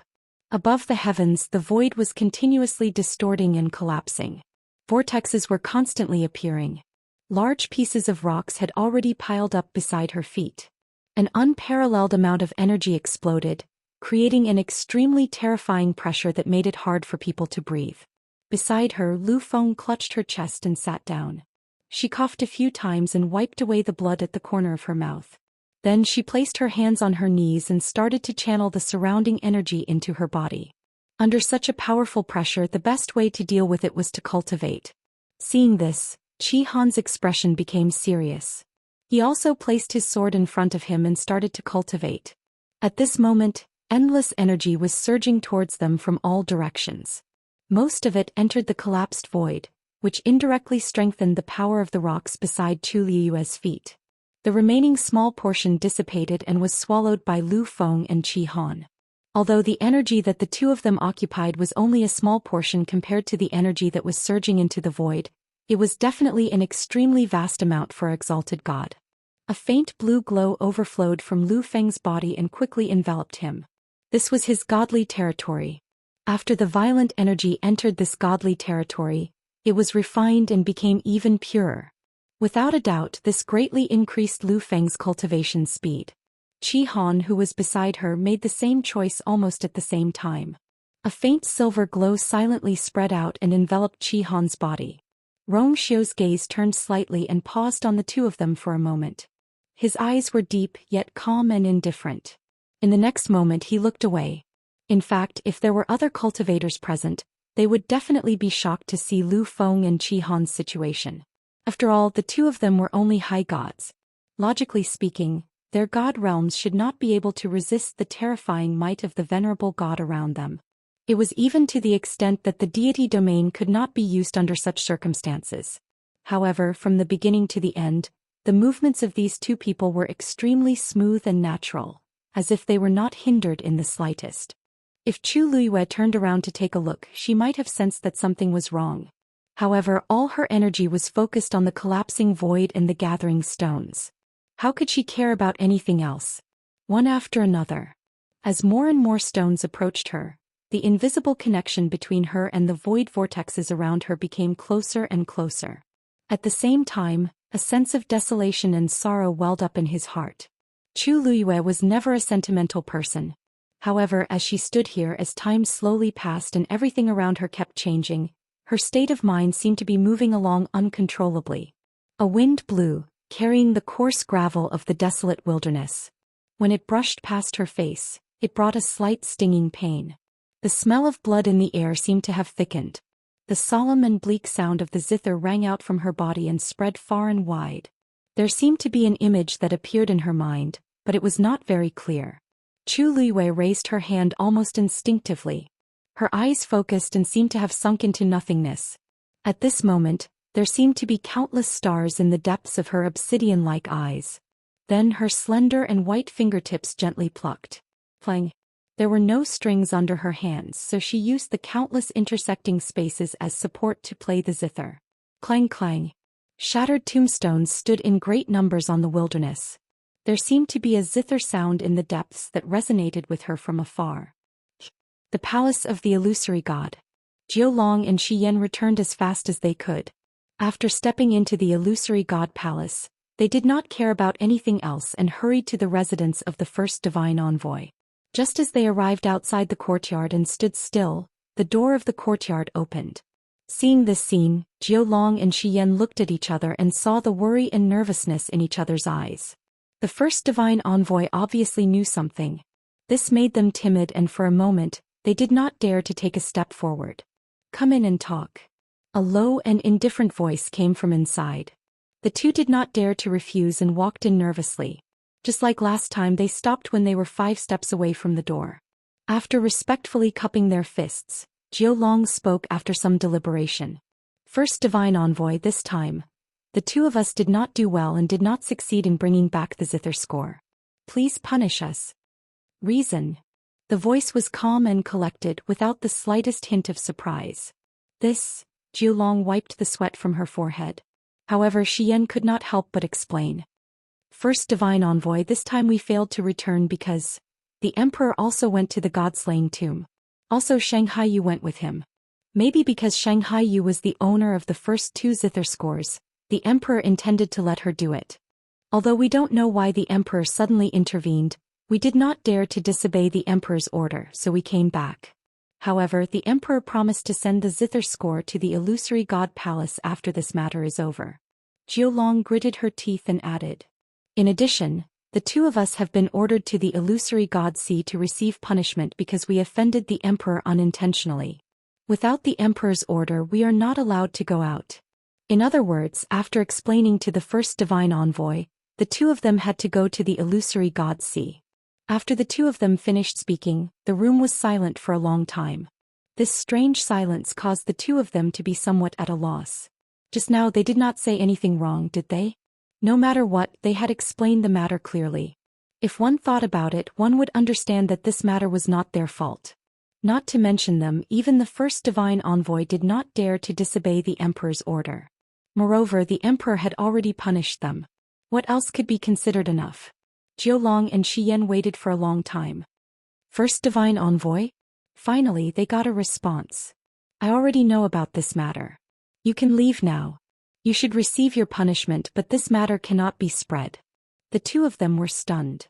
You mean, the Emperor went to the god-slaying tomb? The voice paused. Everything and everyone related to the zither score must be kept secret. Chapter 23-28. This was the highest secret of the Illusion God Palace, so it was normal for the first Divine Envoy to ask them to keep it a secret. Without any hesitation, the 2 of them immediately agreed. Yes. If the other Divine Envoys ask, just say that you didn't manage to find the score and offended the Emperor, so you were sent to the Illusion God Ocean. There's no need to mention anything else. Zhou Long paused. He could guess what the first Divine Envoy meant, but he wasn't sure. After a moment of hesitation, he finally asked. First Divine Envoy, then. Shangguan Yu is the Emperor's woman. Don't you understand the Emperor's attitude? The first Divine Envoy interrupted him with a cold and indifferent voice. Zhou Long was shocked and hurriedly said. Yes. Zhou Long understands. Xian understands. That woman had been in the Illusion God Palace for so long, but she hadn't revealed anything. The Emperor's intentions were clear. The only thing that wasn't right was probably the extra attention and care that Zhen Bao Pavilion had given her. But that matter didn't arouse too many people's suspicions. After all, Chu Liwei was a mystic master and had great talent and strength. Even if she didn't have any background, it was normal for Precious Treasure Pavilion to be willing to support her. Zhou Long and Xian had heard about this before, but they didn't take it to heart. But now that they thought about it, they realized that there was a reason for everything. It was just that if this reason were to be revealed, who knew how many jaws would drop from shock. The 2 even secretly rejoiced that they hadn't interacted much with Chu Liwei. Other than the dispute over the score in the god-slaying tomb, they hadn't offended her much. Judging from the Emperor's attitude, it was clear that he valued her greatly. It wouldn't be good to provoke her. You may leave. Hearing this, the 2 heaved a sigh of relief and hurriedly left. After they left, the gate of the courtyard was tightly shut. In the courtyard, little Hachi was lazily resting on a chair, holding a scarlet pill in her hand. She narrowed her eyes and looked at it through the light. Jian Fengqi sat next to her with his hands on his knees. A rare hint of nervousness appeared in his charming peach blossom eyes. Did you refine this yesterday? Little Hachi asked. Jian Fengqi nodded. A total of 6 pills. They're all here. There was a jade bottle beside little Hachi. The one in her hand was the first one she had poured out. The veins on it were clear and the medicinal fragrance was rich. This was a top-notch Grand Physician-level pill. Then, with a light pinch of her fingernails, the pill instantly turned into ashes. Little Hachi, Xianxia's eyes widened instantly. Why did you destroy my pill? Little Hachi blinked. Didn't you ask me to help you refine the pills? This is my answer. There is no need to keep this pill. Go back and continue to work hard. Xianxia's eyes twitched. It took an entire day. You managed to refine a pill of this standard in just one day? As a grand physician, aren't you a little too weak? Little Hachi's words successfully blocked Xianxia's remaining words. Then Little Hachi picked up the jade bottle beside her. With a squeeze of her palm, the jade bottle, along with the pills inside, was instantly turned into ashes. Xianxia suddenly stood up, his handsome features distorted for a moment. With just these you'll never be able to break through to Grand Physician level in this lifetime. Little Hachi clapped her hands, took out a snow-white handkerchief and carefully wiped her hands clean. Xianxia clutched his chest and took a step back. He pointed a trembling finger at Little Hachi, but he couldn't say anything. He was angry. He thought that he had suffered enough during this period of time, but he underestimated Little Hachi's fighting ability. Last time he stole a medical book from Little Hachi. Although he didn't say it out loud, he was still very grateful to Little Hachi. So after he finished refining this time, he specially came to ask Little Hachi for help.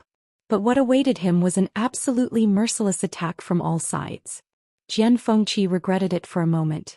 When he first got the medical book, why did he think that Little Hachi was a good person? He was really blind, really blind. Little 8 was finally satisfied when he saw him being angered to this extent. Actually, she wasn't so sharp-tongued in the first place, and she wasn't deliberately targeting Xianxia. It was just that she had suffered too much from Big Brother recently, and needed to find someone to calm down. Seeing Xianxia suffer, Little Hachi immediately felt much better. That's right.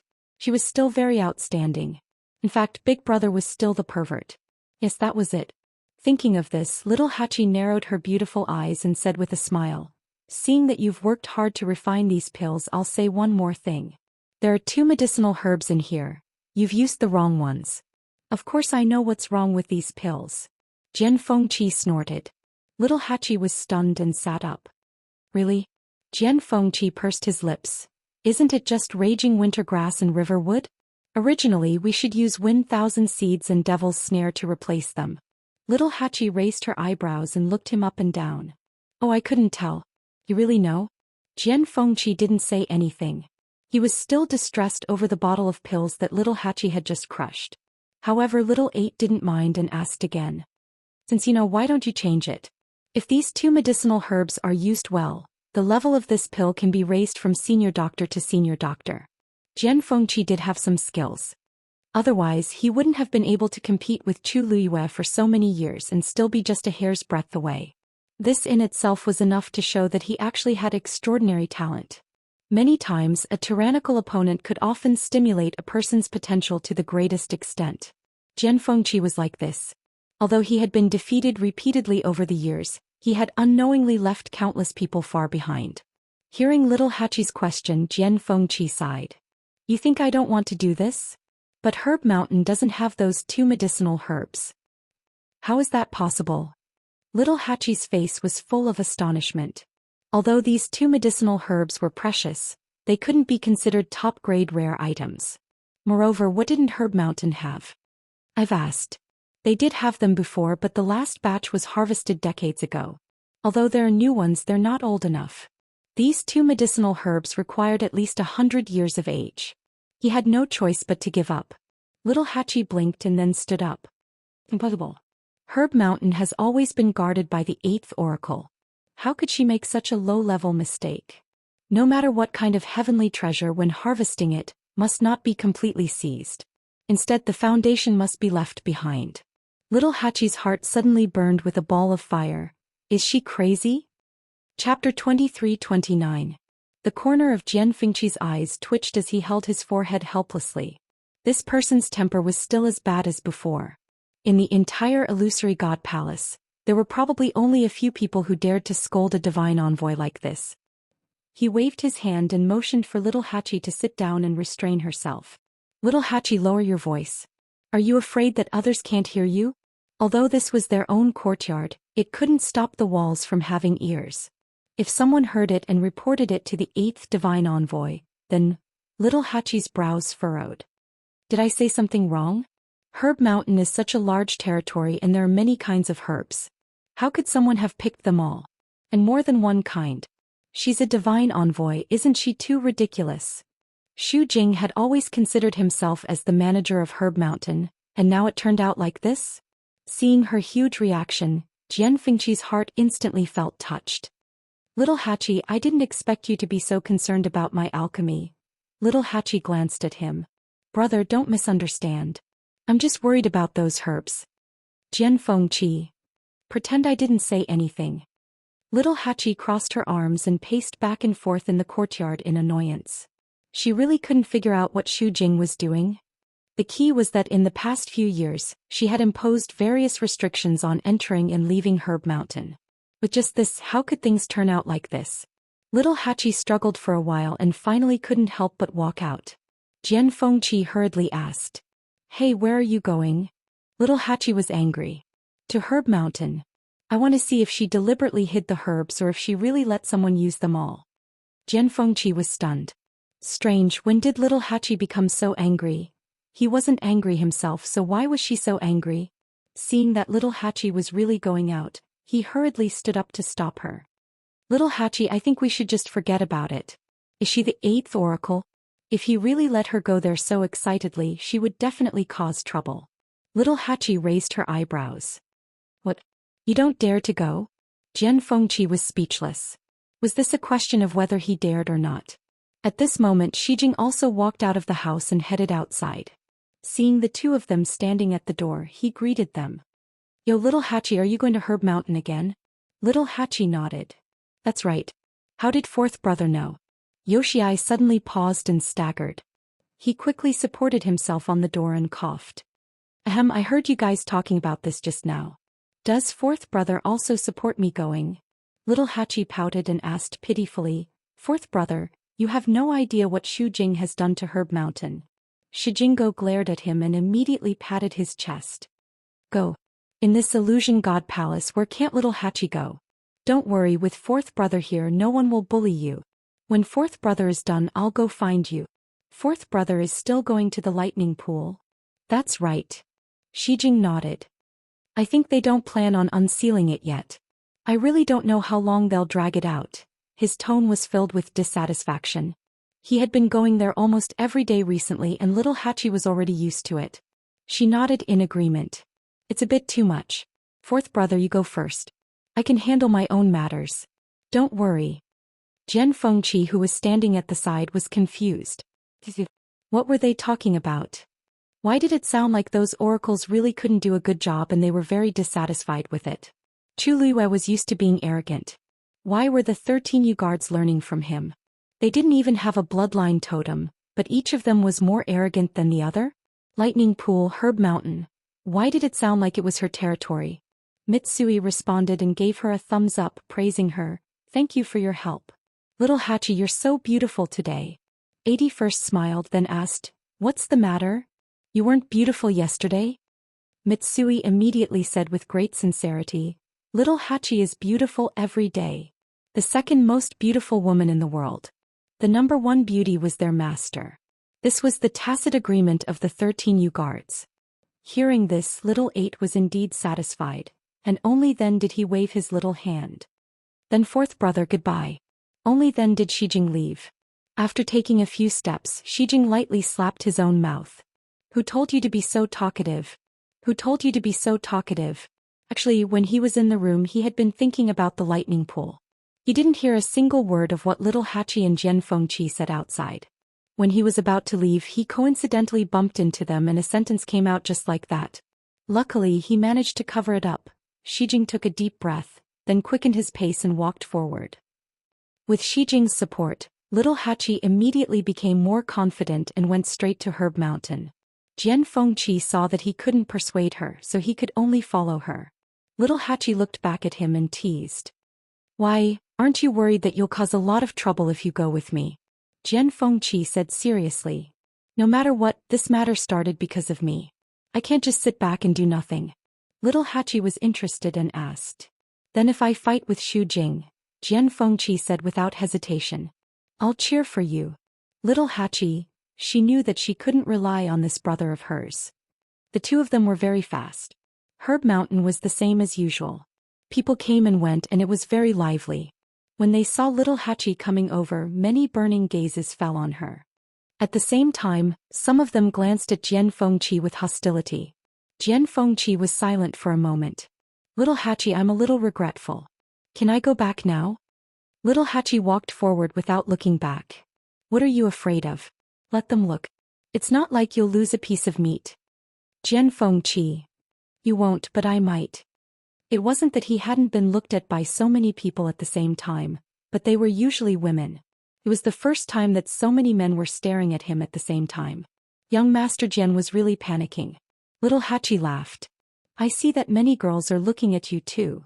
Jian Fengqi's looks were top-notch and he was suave and elegant. It was normal for girls to like him. Swish. Jian Fengqi pushed open his fan and covered half of his face as he softly said, I'm sorry. You don't talk nonsense. It's not good if others hear you. Little Hachi understood. I'm afraid that little Hongyu will hear me. But she's been cultivating in seclusion in her room recently. Jian Fengqi's eyebrows twitched. How do you know that she won't suddenly appear here? This was what she was best at, all right. He was busy defending himself and didn't deny the first half of the sentence. Little Hachi pursed her lips and smiled meaningfully. Forget it. Let's go see if there are any more of those two herbs. After saying that, she ran in a certain direction. Jian Fengqi said, Wait, it's not there. He had been here before and was clearly in the opposite direction. Little Hachi blinked. It's here. Digression, 13 U guards. Gradually recovering lost territory 6:00 p.m. Chapter 23:30. Jian Fengqi pointed in another direction. Wind thousand seeds and devil's snare are usually associated with each other. They grow in damp and cold places. I've been to this herb mountain a few times. I'm sure I'm not mistaken. Little Hachi said, I didn't say you were mistaken. But didn't you say that there's none over there? Let's go somewhere else. Who knows?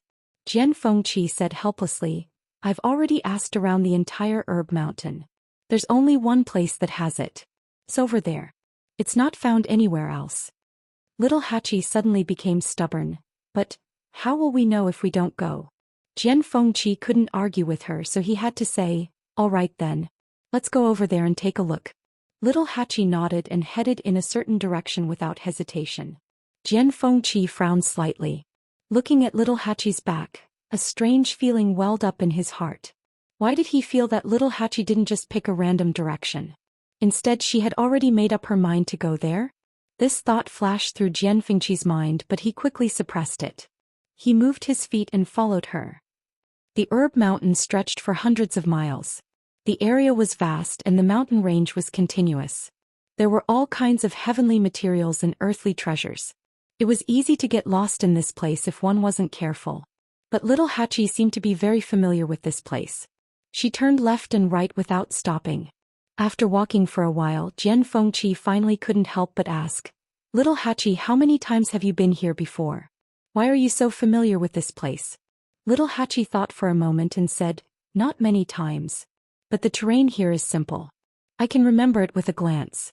What's so strange about it? Jian Fengqi, looking at little Hachi's relaxed expression for a moment, he doubted his brain. Was it not enough? That couldn't be right. He was a celestial physician. With so many complicated prescriptions, he could basically memorize them after reading them a few times. His memory could definitely be considered top-notch.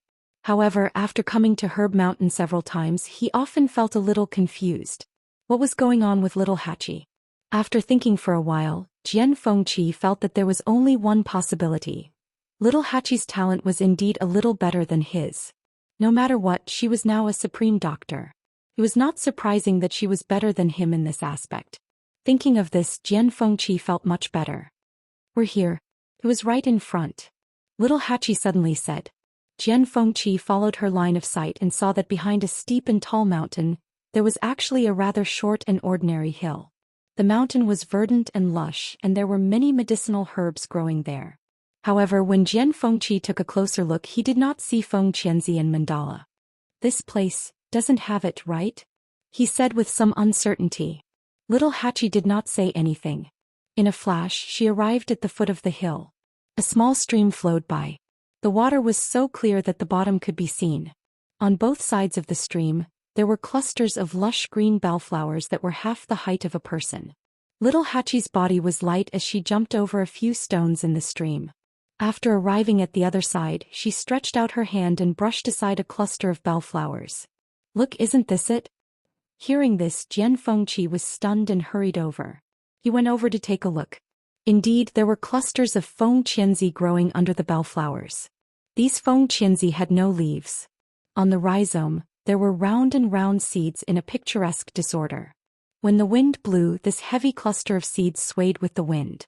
A few of the seeds were blown off and scattered in the stream flowing downstream. Because these feng qianzi were a light green, they were hidden very well among the bellflowers. Therefore Jian Fengqi did not see them at first. At the rhizome of the feng qianzi, there were thin purple vines wrapped around it. It was mandala.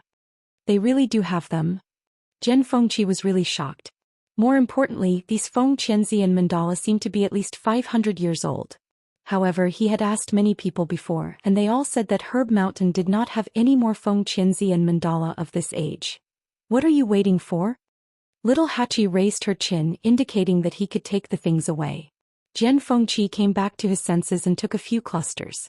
Looking at the herbs in his hand, Jian Fengqi could not help but look at Little Hachi again with a strange expression. Little Hachi, this place is so secluded. How did you know? Little Eight opened his mouth, but the words were stuck in his throat and he changed his mind. I already knew. Her words were a little ambiguous, but Jian Fengqi did not hear it. He just thought that she had been here before. After all, with her temperament she was really capable of doing such a thing. However, this place is so deserted. Jian Fengqi did not delve into it and looked around.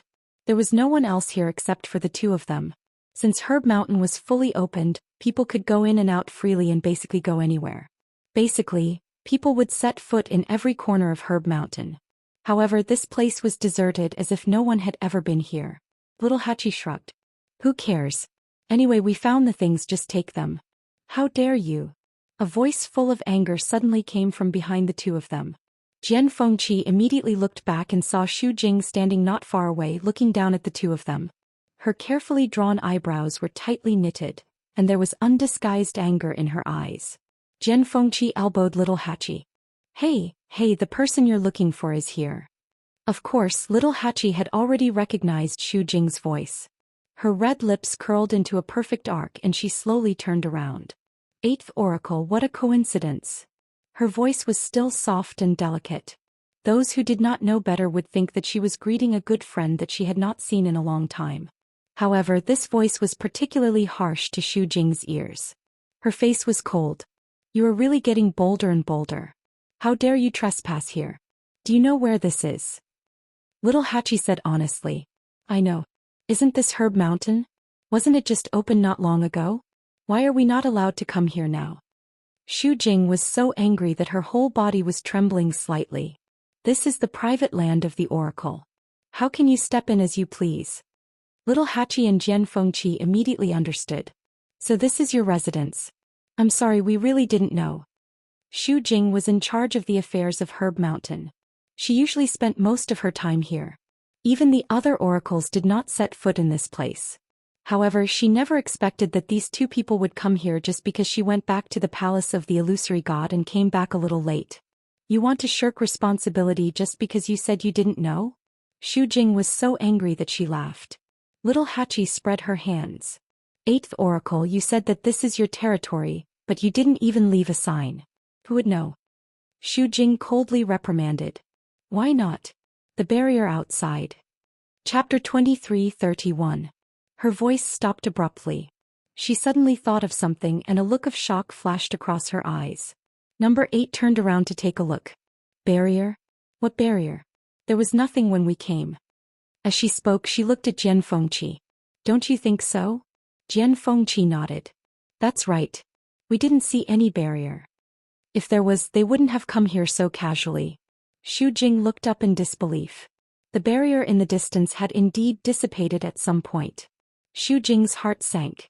How could this be? That barrier had existed for tens of thousands of years, and such a situation had never happened before. Little Hachi's eyes flashed as she smiled. Eighth Oracle, how long has it been since you came to Herb Mountain? How could you not know that your barrier has disappeared? Xu Jing pursed her lips tightly and didn't say anything. Then she said, in that case I'll let you off this time. There won't be a next time. After saying that, she turned around and was about to leave. She seemed to be in a hurry, as if she was in a hurry to do something. Little Hachi suddenly stepped forward and chuckled. Eighth Oracle, wait. Xu Jing turned around impatiently. What else do you have to say? If she wasn't in a hurry to confirm something, she wouldn't have let these two off so easily. Little Hachi said, it's not a big deal. Actually, it's not a big deal. I just have a few words that I want to talk to you about. Xu Jing frowned. What kind of medicine was this little eight selling in his gourd? I don't have time to listen to your useless words. Xu Jing retracted her gaze and was about to leave. However, Little Hachi's words made her stop in her tracks. Eighth Oracle, I heard that you have been in charge of Herb Mountain for tens of thousands of years. Logically speaking, you should know every blade of grass, every tree, every mountain, and every river here the best. However, Eighth Oracle, you don't seem to be doing a very good job. These words completely ignited the long-suppressed anger in Xu Jing's heart. She abruptly turned around and questioned sternly, what did you say? The Herb Mountain was what she cared about the most. In the past few years she had been trying to seize more rights, wanting to completely take Herb Mountain as her own and so on. It was not difficult to see this point. Therefore she would never allow anyone to question her in this aspect. Previously it was the God Monarch who had made a move. She was wary of him, so she obediently handed over all her authority. No matter how unwilling she was, she would never dare to go against that person. However, Little Hachi was different. Who do you think you are?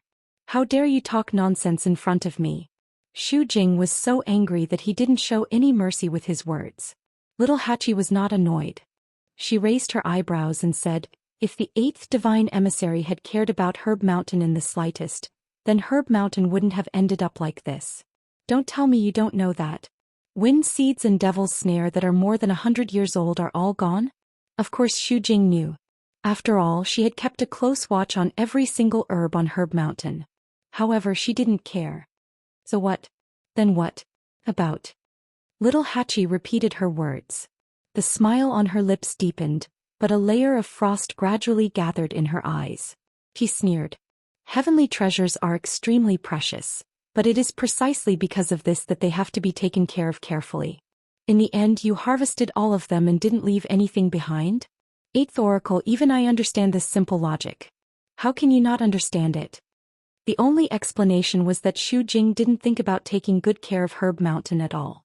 She just wanted to seize as many benefits as possible. Anyway, she definitely didn't lack herbs in her hands. As for the rest, she couldn't be bothered to care. Xu Jing was so angry that she laughed. She took a step forward and looked at Little Hachi with contempt and ridicule. Since Herb Mountain is guarded by me, then it's not up to others to worry about these things.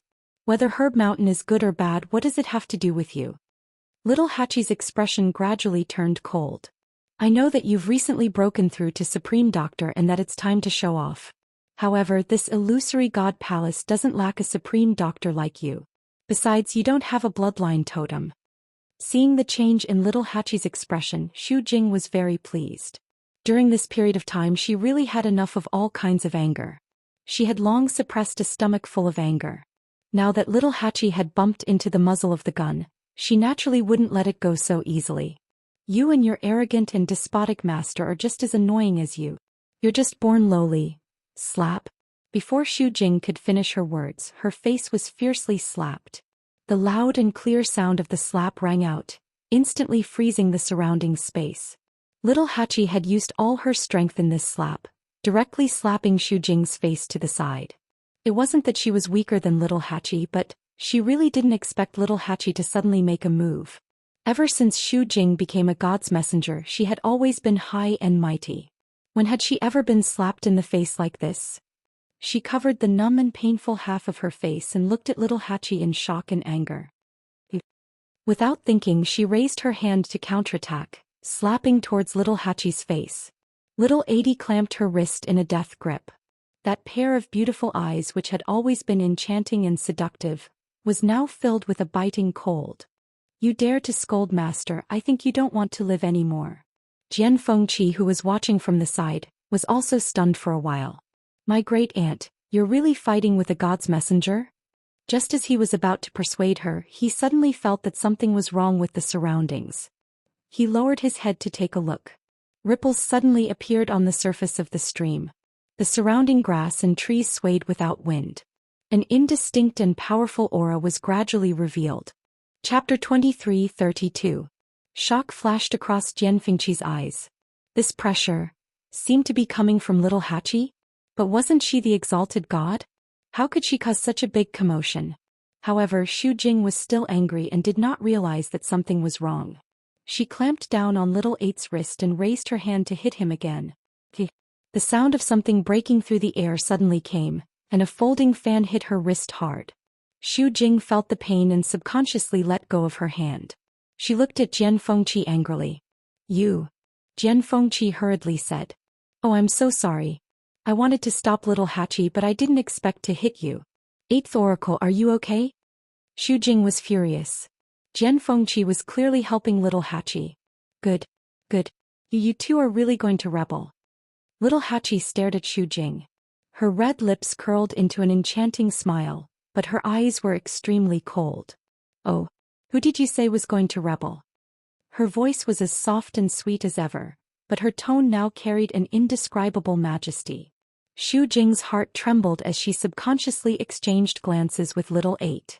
She did not know why, but when she met those cold and smiling eyes, she suddenly felt a strong sense of uneasiness. Those eyes seemed to be able to see through everything straight to the deepest part of her heart. The bellflowers swayed, the stream flowed faster, and the waves surged. Little Hachi said, Xu Jing, this herb mountain. You are not qualified to be in charge. Xu Jing was like a cat whose tail had been stepped on. She screamed.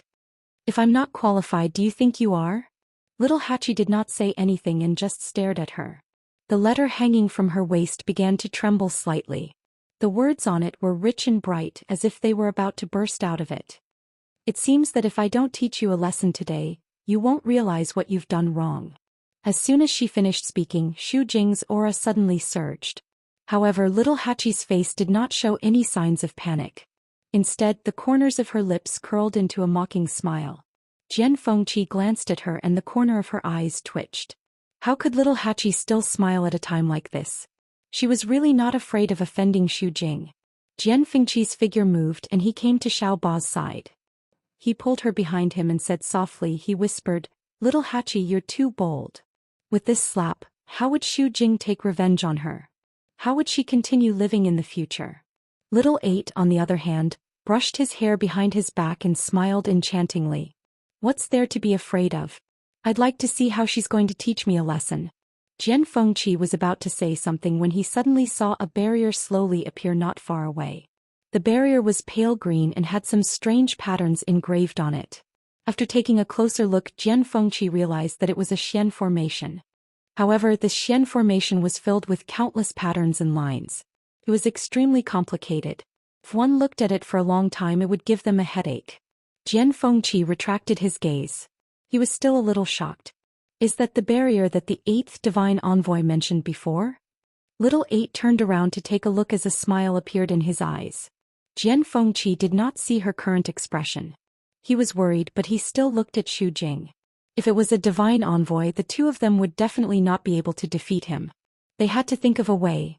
However, at this moment, the power surging from Xu Jing's body suddenly dissipated into the surroundings.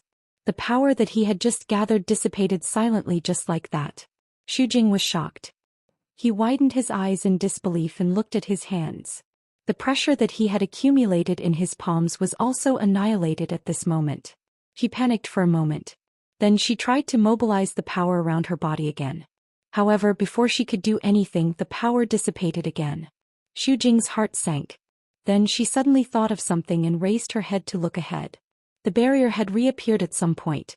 The power that had dissipated from her body was also quietly surging toward the barrier. It was the barrier that was forcibly depriving her of power. Xu Jing felt as if a basin of cold water had been poured over her head. An indescribable chill suddenly surged from the bottom of her heart, causing her whole body to tremble slightly. This barrier. Jian Fengqi saw that her expression was not right. He also looked back and was shocked on the spot. Wasn't this the 8th Divine Envoy's barrier? Why did he suddenly turn around and attack her? Xu Jing suddenly turned around and left quickly. Her speed was very fast. Her footsteps were hurried, and there was a trace of panic and embarrassment in her back.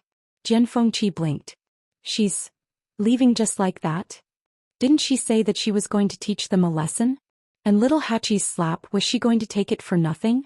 This 8th Divine Envoy is really interesting, Jian Fengqi said. He looked at little Hachi and asked with some concern. Although she's gone with her personality, she definitely won't let today's matter go. Little Hachi smiled. What are you afraid of? She's like a clay Buddha crossing a river now. She can't even protect herself. How can she have the time to care about us? What do you mean? Look at that barrier. She's in charge of looking after the herb mountain, but she can't even control this. Little Hachi sneered. Thought she was very powerful. It turns out that she's just strong on the outside but weak on the inside. What a waste of my feelings. Jian Fengqi, little Hachi. Don't you think you're getting more and more arrogant? How many people dared to scold the 8th Divine Envoy like this? Yes, she didn't just scold her, she even slapped her. Jian Fengqi felt that Xu Jing had probably never been bullied like this before. Just look at her expression just now. It was as if she couldn't wait to tear little Hachi apart. Little Hachi blinked her beautiful eyes. Her thick and curly eyelashes trembled slightly like small fans. She looked around and said modestly, I didn't. Jian Fengqi trembled all over. He cupped his fist and took a step back. My dear lady, let's talk things over. His little heart was still trembling when he thought of little Hachi's slap just now. Little Hachi snorted softly and walked back while twisting her waist.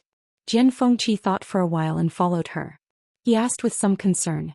By the way, I'm afraid that Xu Jing will really hold a grudge against us this time. Little Hachi yawned carelessly. She's always been like this. What's there to worry about? What if she comes back again? Little Hachi waved her hand. Then I'll be merciful and give her another slap. 2 slaps will do. Any more and it would hurt my hand. Little Hachi looked at her hand with heartache.